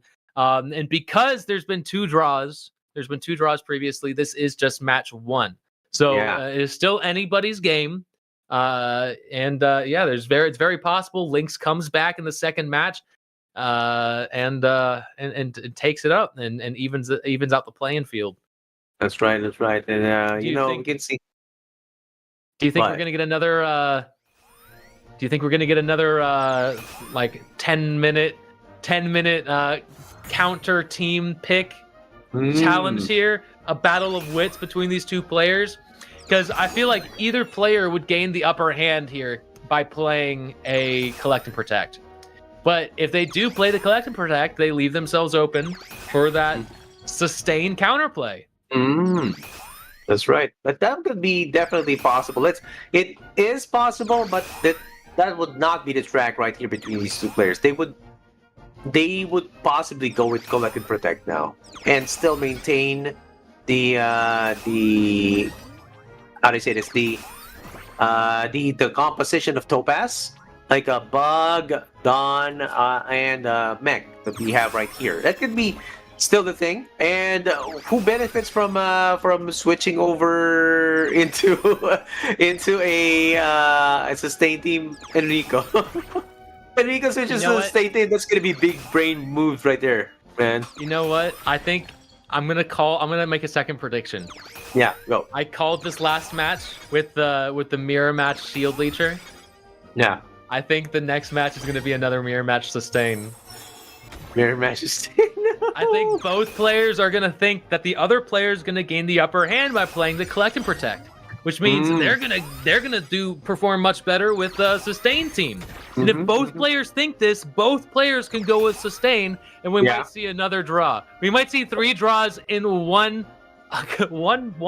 full matchup, which would be absolutely insane. You know, man, I would beg to differ. Like, I think Enrico would go to sustain. Like, he knows he could possibly win if he goes on with sustain. But we'll see what's gonna be happening right now over at this next match. And you saw, guys, that Enrico won with his very own Topaz team right there. And what happened during that matchup is that it's like a draw of which ones are gonna be taking down the back lines right there. Like, even though we saw the activation over at Enrico's side over the last stand, the back line has also been taken down in the same order, right? That's important. Like, you saw Enrico retaliate over at that matchup. And here we go. We're just reminding you that we are now at the second qualifier over at the third match. So we're now looking at the 7th possible ticket being given towards Bangkok, right, in this second qualifier, right, Brian? Yes, this is the second qualifier of 4 total qualifiers to get your ticket to the final LAN event in Bangkok with 15,000 AXS on the line. So if you are just now hearing about this and you want to compete for a piece of this prize pool, make sure to go to AxieTh.com and sign up. It's very easy registration process. All the rules and instructions are there for you on the AxieTh.com website. Qualifier 3 and 4 are just a couple weeks away, so make sure you hop on that sooner rather than later. There will be 1,024 players in each of these qualifiers, a 3-day event, single elimination, best 2 out of 3, and yeah, a lot of hardcore competitors. Yes, and you notice right there that the time zones are a bit different. Like it aims to cater all the players from all over the world with the time zones as well. And now you can see the prize pool of 15,000 AXS for our players. Now again, we saw the current conversion up to 120k USD. Currently, it can fluctuate, guys. It can even go higher if when the tournament goes live for the LAN tournament, guys. So let's see again which one of these players will be moving forward towards Bangkok. Next match is gonna be live between Lynx and Enrico. Ryan, let's go. I'm excited, man. I called the sustained mirror match. Let's see it. Oh, you called it. You were right. Enrico goes sustain with the similar setup as we saw before, right? Dawn in the back. Yeah. Now we saw this. We've seen this before, and it ended with a draw. Have we figured out what the idea is with the Dawn in the back as opposed to the mech? I feel that what Enrico is doing is like he wants to decrease them more. He wants to decrease them more on the tassels and then the reflect from the mid. I don't know. I don't know why he aims to do that with the mid though, because it has the higher health. Right. So maybe he adjusted the health at the back, just so it's gonna be more. It's gonna have more health if it survives into the Blood Moon phase. I don't know. It'd be difficult to do that. I mean, he has so he has 2 reptile parts and a plant part that could total 30 HP. He'd have to waste every other charm he's got for neutral HP charms to get him above that threshold for lasting 1 extra round in the Blood Moon. Yeah. So yeah, no, he doesn't go with it. Yeah, all the HP charms are on the mech. Very interesting. Okay. Very interesting indeed. I don't know what's happening here, man. Maybe someone over at chat can explain why this happened. Let me ask Enrico. Enrico, why did you do this? And maybe I'll ask him after the tournament, like why. Let me know. Why he did this and why he made the switch or the positioning so that the shield backup mech is gonna be right there in the middle. So maybe we'll see something different right here, or some explanation as to why Enrico did this. But yeah, over at the first term, damage is going to be coming in towards the front. And as you can see over at the side of Lynx, oh, look at that. Tassels is going to be used right now, and armor is going to be going towards the front. Now, of course, Tassels is going to be going towards that shield backup right there over at the mid. So let's see if this is gonna be Enrico. It's gonna be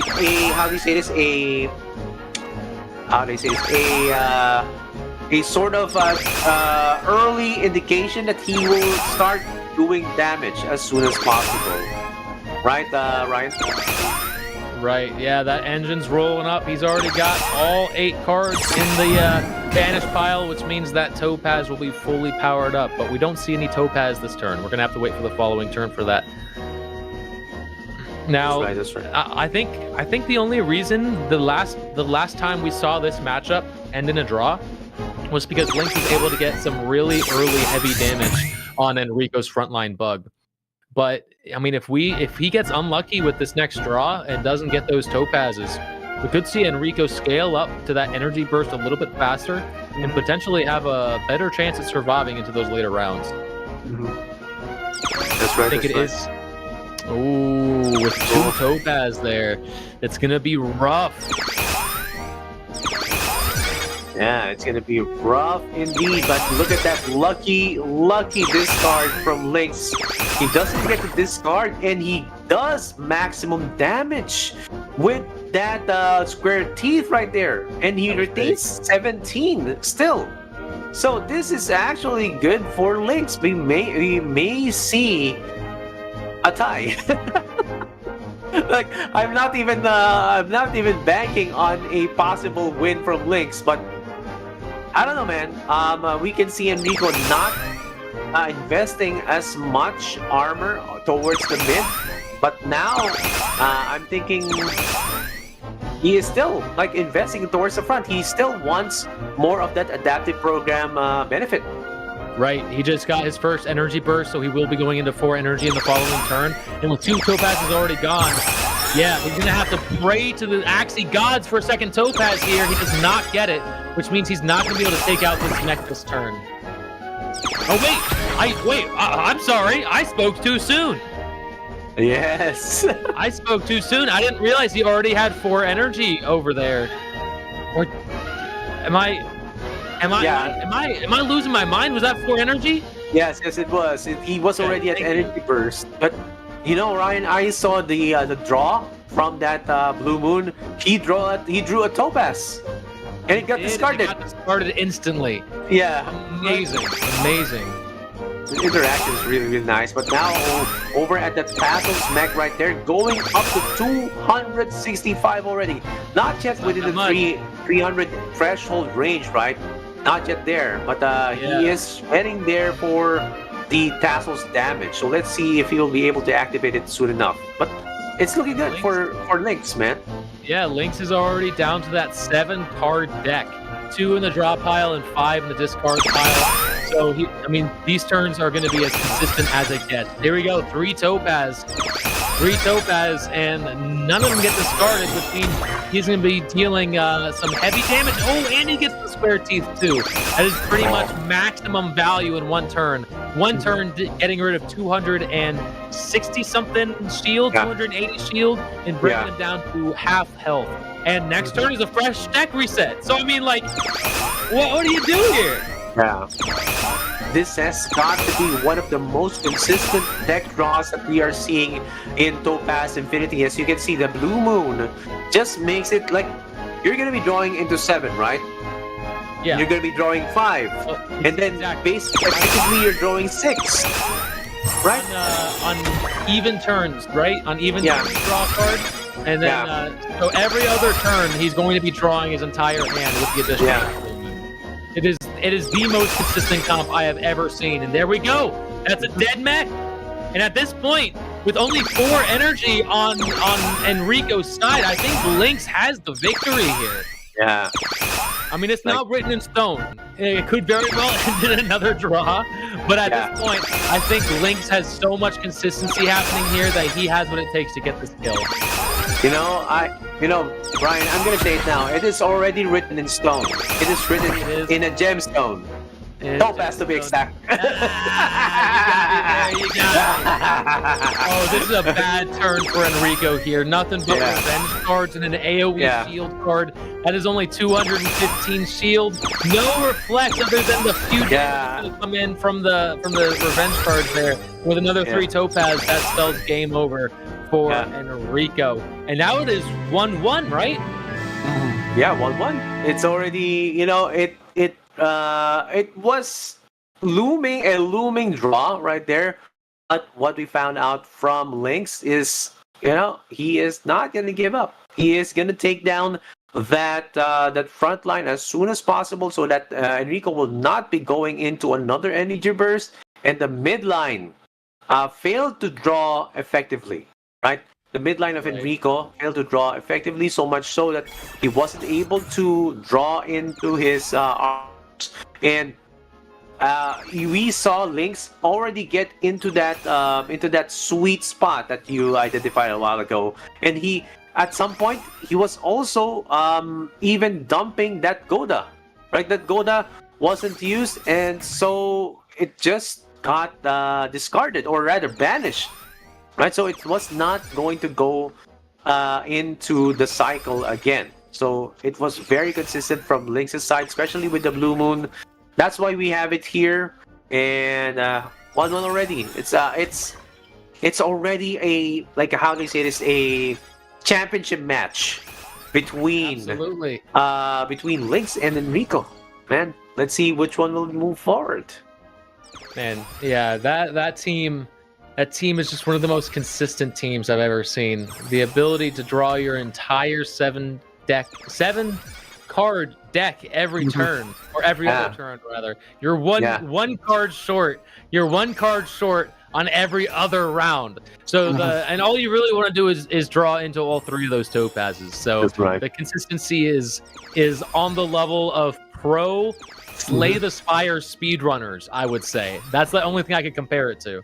Yeah, and that's how strong the topazes are, right? Like when they crafted, or they were when the pros were tier crafting it, like, how would we make this more consistent, right? How would we make this more playable, especially in esports tournament? Like, put them all, put all of the cards into the the banish pile, or the get them exiled. That's the best way to thin this out, and you would draw out a 1-cost 150-ish damage card as soon as possible, maybe 225, especially if it's already on EA or a Fury mode or on Last Stand. It's these pros, they are like a force to be reckoned with, Brian. Like, I can't even do the deck building that they do. Absolutely, it is. It's on another level. It's on another level. But don't count yourself out, man. If you played the game like they do, because I was there, man. I was there for season alpha, season 0, season 1, even season 2. I was still breeding in theory crafting. If you get yourself into that mindset, where that's all you're thinking about day in and day out, then you can pull out some amazing concepts, especially if you've got a really strong guild where you're all sharing ideas and talking to your teammates. You get a little idea from here, you get a little advice from there, and you can come up with something really fantastic. That's right. But not everybody's in that position. Some people are more concerned with content creation, and there's nothing wrong with that. That's right. And it's amazing that we're seeing some differences between these two, and like we saw like the composition that the Topaz composition as a like unbeaten composition, and from this tournament we have seen that it can be beaten, but with a certain composition, even with a sustain, it can also defeat sustain. So it's not a one-sided matchup, even if you don't have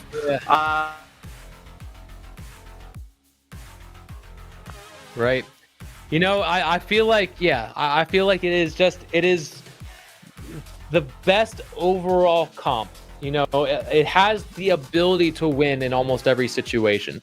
Are there? It's tough. Now, how do you feel about the changes going into season 4? We did get the announcement for the card changes, and Topaz did take a little bit of a nerf, not too much. But what are you thinking? Do you think it's gonna make a big effect for the meta in the next season? Topaz is not gonna die down unless there's some difference. There's some like significant difference, like 2 cards falling short from getting maximum damage is a bit easy. Like Innocent Lamb plus the Nemo combo, it's gonna get you up to 6 already, right? So it's easy to get there. And right now, our match has started. It's easy to get there. So it's still gonna be the meta, and also the Jigs meta is going to be more powerful, especially Fate Maker has been adjusted or has been reworked. So Holy Prayer, you mean, right? Oh no, Fate Maker, man. Fate Maker. Yeah, Fate Maker is gonna be the decider of the fate of season 4. So I see. going back into the matchup, we see Enrico look at that, going with the shield leecher, and Link's sticking with that collective protect. Now, Ryan, I'm looking into Link's right now. It's like he has the advantage here. Yeah, it does look that way. It does look that way. I mean, although, it's tough, right? Yeah. It's tough. You know, there is a slight advantage for Lynx in terms of the fact that he is playing Collective Protect. He's a little bit more draw power, a little bit more shield. But with the shield leecher from Enrico, he will be stealing some of that shield. So Enrico's losing out on a little bit of value. Lynx is probably getting 75% of the value. He's losing out on half the shield every other turn. It's not huge, but it's definitely an advantage. Yeah, definitely an advantage indeed. And the time that Enrico won with this matchup is because we have shield leecher. Now, Lynx has the advantage of draw and the advantage of armor in some certain. He draws out into 3 topazes right now, and look at that. And an innocent lamb for perfect engine here, man. Now, unfortunately, he can't play those topazes, though. Only one can get played. He can retain another, and one's going to get discarded. Mm-hmm. But it was a perfect attack right there. Like, even though it was blocked a bit with the armor coming in from the front line of Enrico, it was a good amount of damage. Yeah, considering it was backed up with 5 banished cards, Ryan. So it's still a good effort, and he is able to retain 1. So you're seeing a lot of damage. Right. It was fine. You know, I definitely would have preferred to see the topazes come in later rounds if I was Lynx. But it is what it is. He was able to play 1, retain another, and only lost value on one of those cards. So not the worst situation in the world. Mm-hmm. That's right. Definitely not the worst situation in the world. And look at that backline. It's going to get the Death's Mark. And this is good for the midline mech of Lynx, because it's going to be surviving it more as the focus is going to be going towards the back, because that is where the value is right now, Ryan. But I still would prefer targeting the mech first, because that mech also has value right there, Ryan. It has the Blue Moon, it has the Cycle, and it's really important for these types of decks, especially when they get into Energy Burst 1. Right. How do you feel about the mech in the middle? I feel like it's gonna go down first, and that bug in the back is just gonna be left trying to pick up the pieces, and he's probably gonna end up falling short. Yeah. I feel if Enrico is gonna be targeting the mid more, then he would definitely have the advantage. Let's see if his draw is gonna be towards that favor. And as we can see, like, Lynx is still targeting the front, because he knows that it has the advantage of getting the armor and also stealing the armor, right? And yeah, well, I mean, he also doesn't have any more topazes. Enrico doesn't know, but all of Lynx's topazes were wasted in early rounds. Mm-hmm. So yeah, it's a tough situation for Lynx here. Yes, indeed. A tough situation made even tougher with that discard of the Blue Moon. Blue Moon is already. Oh, Lord. Man. Even look at that Buffy emote. Like that was a very scary turn. But look at that retaliation coming in from Lynx. Okay. He takes down the front. Now it's going to be 3v2. Target is going to be towards the back with the last stand mech right there, Ryan. Very interesting stuff. He puts a little bit of shield on that Dawn to prevent it from going down in one shot due to an incoming Topaz. But it looks like Enrico decided that the bug was more of a threat. Decided to throw that Topaz to the back line. He predicted the shield to the front. Didn't throw a single card there. Very well done by Enrico. Right, very well done indeed. But to look at this, and with first the one, Oh wait, not even the Shoal Star. He had a rocket stamp on the Blue Moon, I guess. Yeah. Oh yeah. Oh, look at this. Oh, 245 damage, man. There's not gonna be enough. But oh wow, back pedal right there. Back pedal. I think this is it. Only 5 cards left in the deck. He draws the Topaz. And with Blue Moon Shoal Star, looks like Lynx is going to be taking game 3 rather.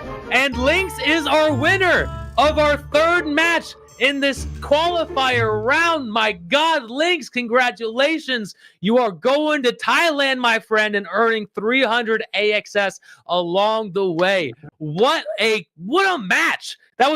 I've never seen a best 2 out of 3 last for 5 games before, man. Wow. Yeah, wow. Yeah, indeed, man. It's amazing to see these types of matches.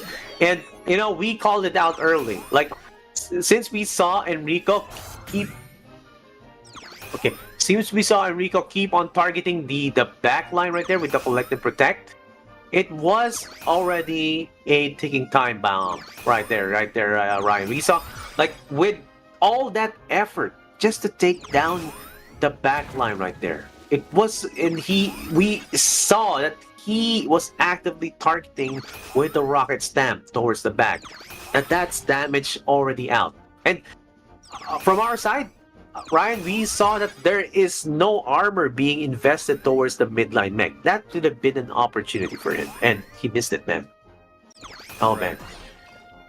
Right. Anyway. Well, I think it was a very valiant effort from both of these competitors. They outplayed each other. They outplayed themselves. They brought a best of 3 all the way to round 5. Yeah. Absolutely unheard of. So both of these players did a really, really strong job in this 3-day event. Not to mention the time difference. I know, how late is it over there for you? It's 6 a.m. now. 6 a.m. So some of these players have been up literally all night from dusk until dawn, fighting for this opportunity. And it looks like Lynx is going to be taking it home. Is anyone special, anyone close to him? He gets to say, "Hey, I'm not going to see you for a few days. I'm going to Thailand, baby." Yeah, going to Thailand indeed. And this is actually a good use of the revenge cards right there, but the retaliation I've seen this time and again, man. The 50% increase in damage from the last stand is basically Fury form. It is Fury form, 100%. Fury form, man. That's Fury form with no links. Congratulations. It's Fury form with no additional necessities. You don't need to build up rage stacks. It's guaranteed. Like if you're losing, if you're on the back foot, your mech is going to go down at some point, and when it does, you get that free Fury form. It's amazing. The only benefit you don't get is the extra energy, but at that point, man, when you're playing Topaz, I don't even think it's necessary. Yeah, I mean, we're seeing like I've seen some of the opinions, like they were saying like, why is Last Stand not nerf over at season 4, right? Like there were like no changes. Like they've said like maybe just adjust the bonus damage and stuff, right? Like Last Stand itself not being counterable has been a point of debate. Yeah, point of contention, point of debate with our players. So still no changes, but the threat it's still not final. Those changes are still not final until the actual season 4 goes live. But yeah, amazing play for Lynx. I mean, I was gonna call him Lynx the Jinx if he played Jinx, but he's not playing Jinx. He's playing Topaz, right? So you're gonna have to talk to him about that. Yeah, just keep on. Just play that match, man, and just play the Jinx team already, man. And let's look at the next team. Our next matchup here is gonna be Kusei YGG versus FR4NC Focus. I'm calling him Frank Focus. I love it. It's an alliteration. Now here, this is this Frank's team? Boy, I can't see it. I can't read it, man. It's a little blurry on my screen. I apologize, everybody. It. It's Yeah, YGG, I think. It's YGG. YGG. Okay. Yeah. Okay. Okay. It's I Kusei. apologize for the confusion. That is Kusei from YGG. And yeah, so we've got the Topaz for sure. We've got a lot of Topaz options. In fact, he has the ability to play the Dawn Topaz with the rocket stamps, or the Beast Fury Topaz with the sticky tape. He also has some sustain on there as well, but I think his best option is Topaz for sure. You know, I think I casted Kusei recently, and his first match is going to be Topaz. It's going to be EA Topaz with sticky tape. So let's see if he's going to be picking that.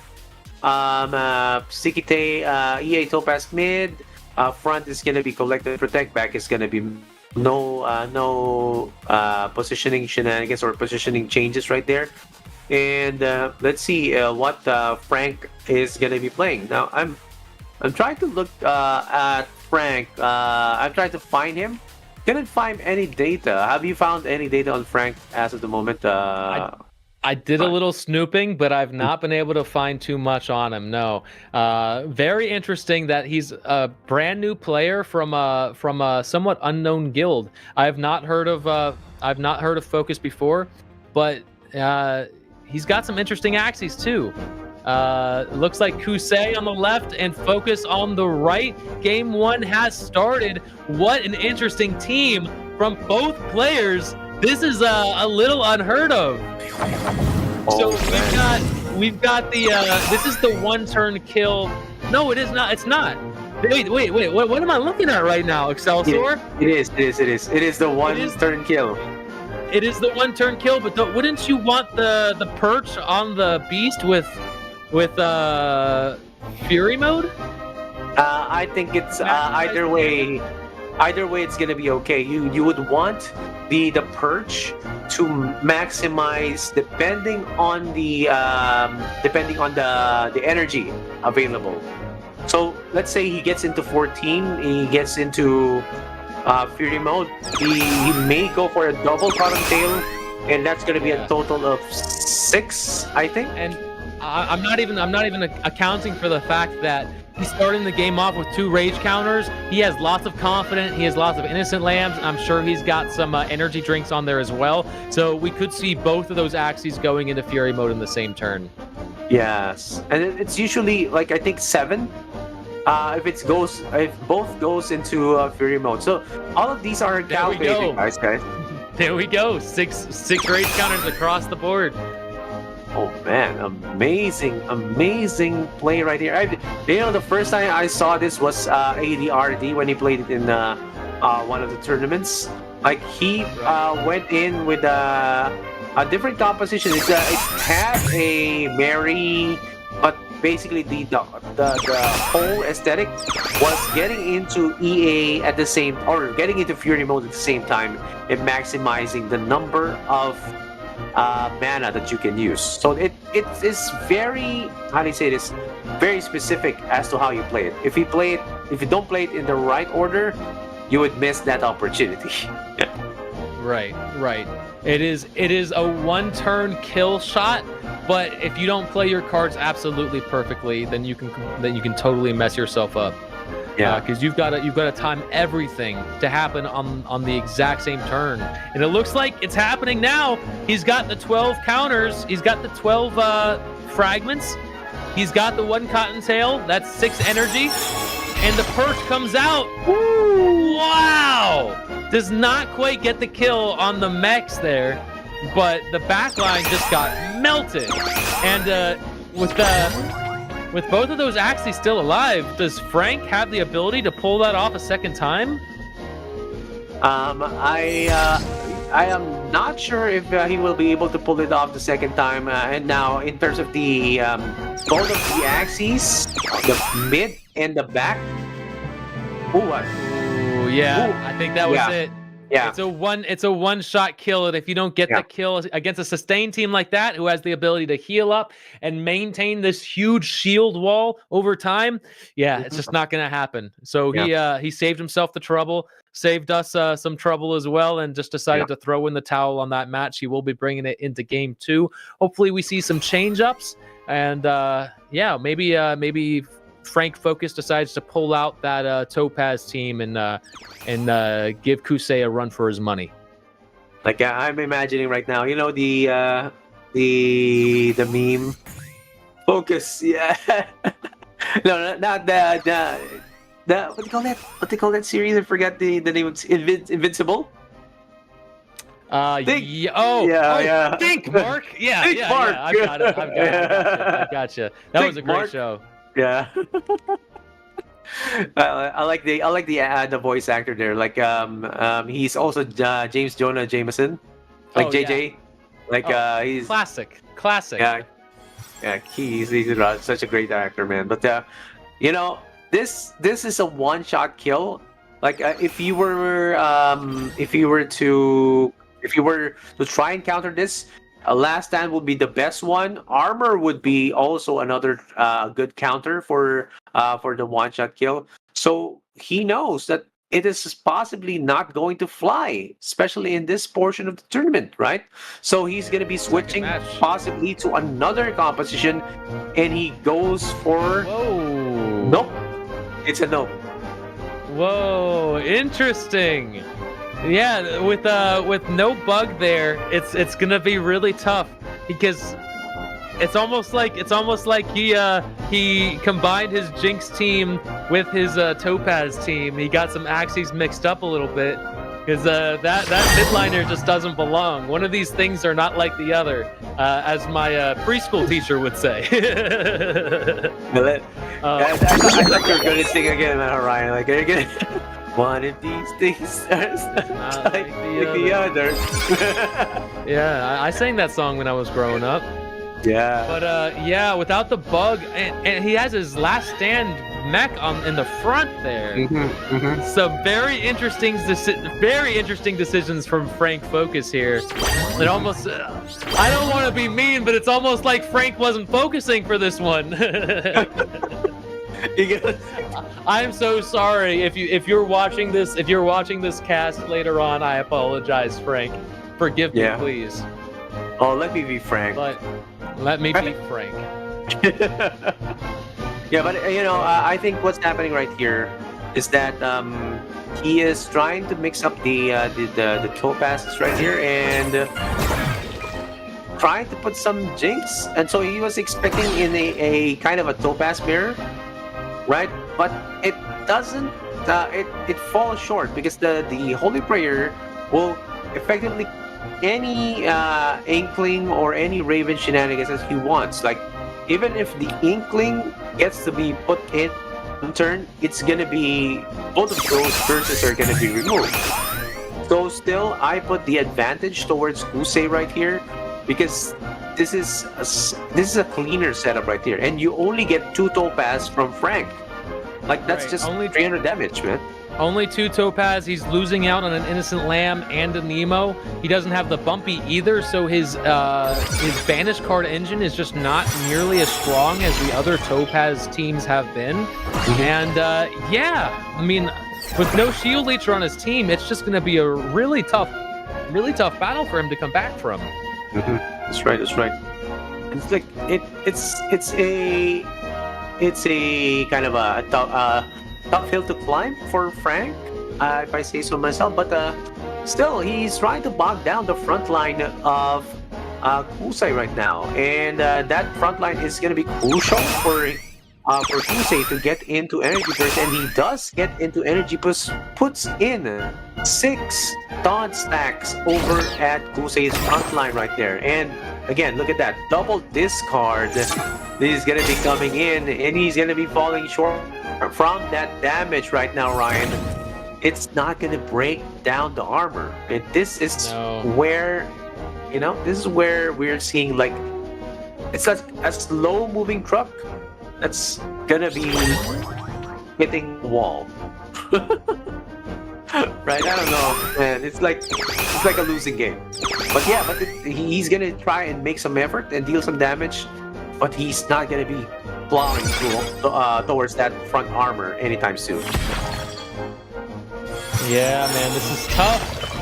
It's like, what can you do in this position? He already surrendered his last match. I'm sure he doesn't want to do it again, but I know that the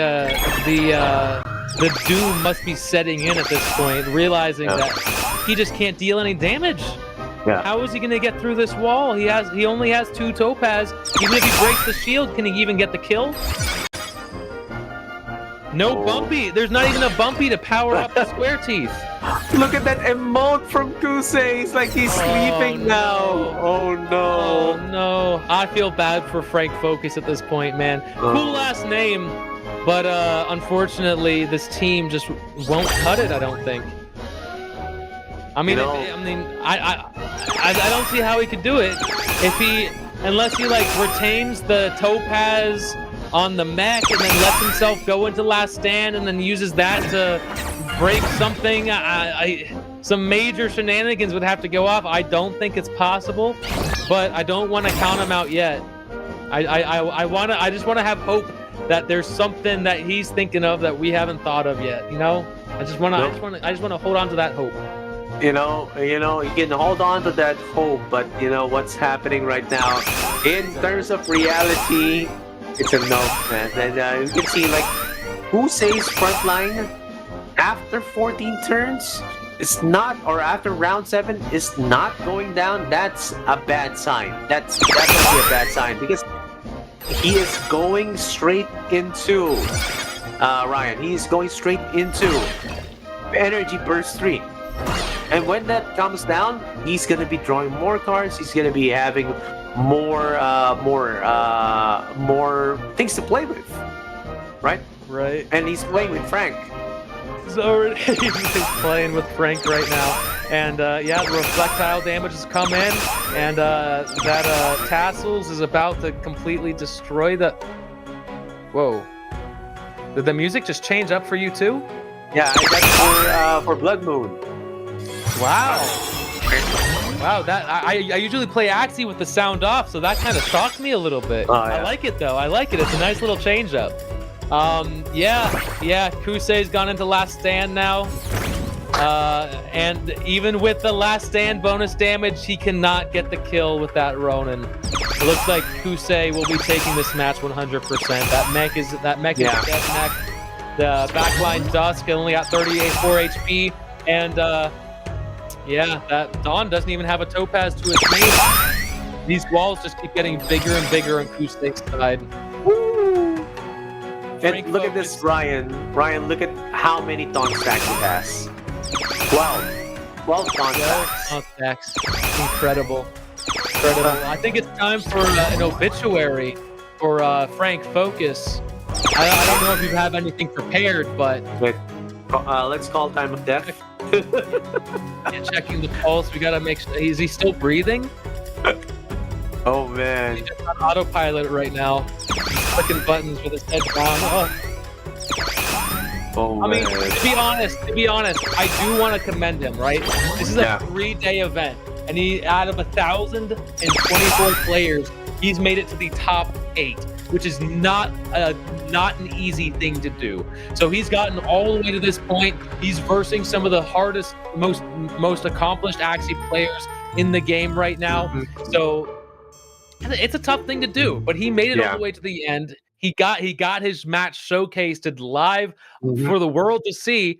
So I mean, I'm just trying to make this day a little bit brighter for Frank. But unfortunately for Frank, it is Kusei who is taking the sweep 2-0 against Frank Focus, and he will be going to Thailand to fight in the land battle in Bangkok. And he is earning 300 AXS along the way. Congratulations, Kusei. For this matchup between Kusei and Frank, Ryan, what I can say is that with how slow the match 3 went, That's how fast match 4 went, and the world corrected itself, man. Like, I was thinking the same thing. You're absolutely right. Like they say, you know, it went too long for the last match. Let's make it short for the match 4, and you know, I would like to commend Frank as well for putting in a good show and putting in getting that getting to the top spot or top 8 spot at least. But again, the consistency of the last setup that he did, I don't know if there was a mix-up, maybe from the top, or he was going for a Jinx team. I don't know. Maybe there was a mix-up. I was thinking possibly there was a mix-up because it looked like something similar to one of his Topaz teams. So maybe he was trying to go for that, but it fell short. Anyway, congratulations still for Kusei. Great effort for Frank. We hope to see you at the next tournament. And Ryan, who are our top 4 players for this day? Our top 4 players, of course, we've got Kusei, we've got Lynx, Sequinox, and I'm Cute. 4 amazing players, 8 hardcore competitors, but only 4 of them could make it to the top 4 today, and only the top 4 are going to be getting an invite over to the Bangkok LAN finals. Now, in case you're just joining us, these players who have lost, it doesn't have to be over for them. Yeah, they've made it to this point already. They've made it to the top 8. They can do it again, and the qualifiers are completely open for everyone to join, even if you've already competed in a previous qualifier. Mm-hmm.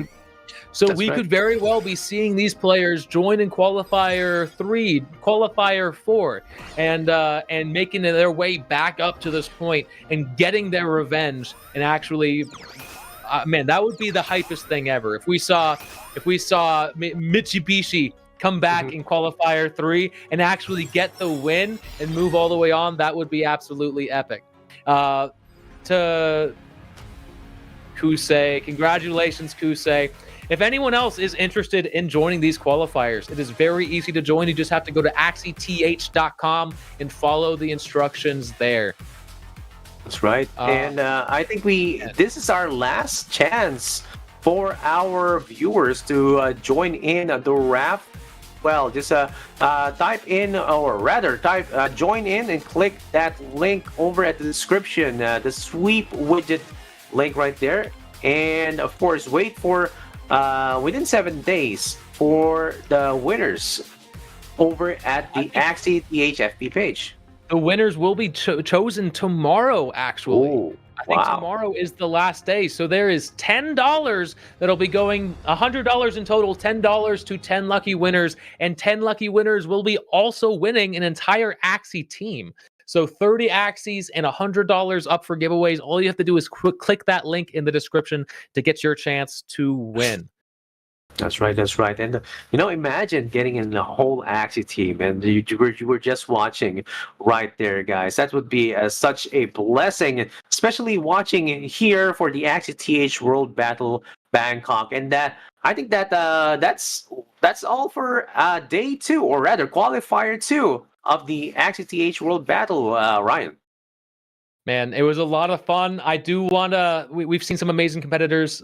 We've seen some heartbreak. We've seen some champions. But I do want to thank our sponsors once again. First off, AxieTh, the hosts behind this event. AxieTh is one of the biggest Axie communities in Thailand, sharing news and updates about Axie Infinity and the Ronin chain. In addition, AxieTh has hosted several Axie meetups in Thailand, which bring together members of the community to share their love for the game and connect with like-minded individuals. With its strong focus on Axie Infinity and its active engagement within the community, AxieTh has become a key player in the Axie ecosystem in Thailand. And of course, YGGC. Yes, for YGGC, we have a gaming guild that operates in Southeast Asia, primarily focused on blockchain games. YGGC is the first sub-DAO of YGG, a part of the broader Yield Guild Games organization, which aims to create a decentralized gaming ecosystem where players can earn income by participating in blockchain-based games. The guild also conducts community events and education programs to promote blockchain gaming in the region. And let's talk about Amp Guild. AMP Guild, the Web3 epicenter of the AMPverse, provides a network of 400 million people through Web3 gaming influencers and offers additional custom branding, marketing, and community growth services in Southeast Asia and India. Now, ladies and gentlemen, we will be going on a short break with a little bit more content after we come back. It's just a few ads, and don't go anywhere. I'll see y'all soon.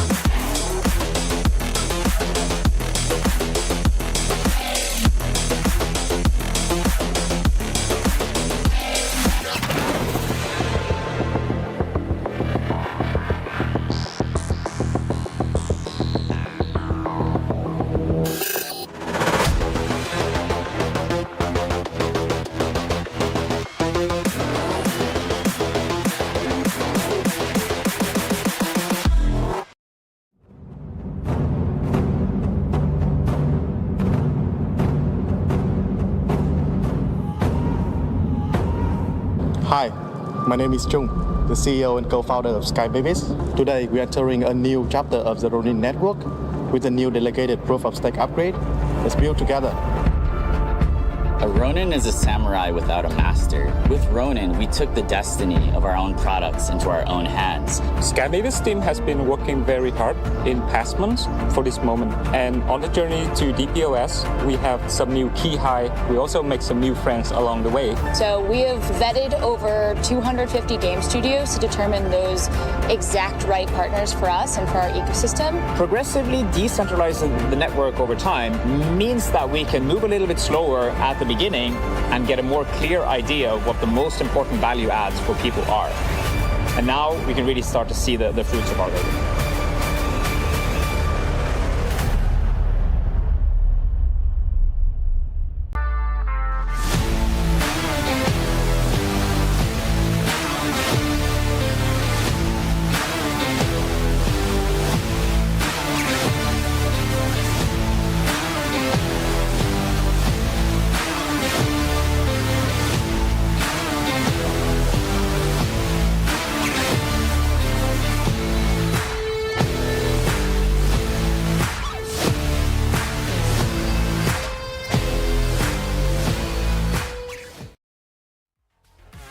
Welcome back, everybody, to the end of the second qualifying round of the AxieTh World Battle Bangkok 2023 tournament. Excelsior, how are you feeling, man? That was quite an event. Yeah, quite an event. We saw a lot of different archetypes right there, Ryan. We saw Jinx, we saw Sustain, we saw Topaz right there, and we saw a mix of Topaz and Jinx. And we even saw the one turn perch team as well. So definitely some unique teams coming out of the woodworks for this.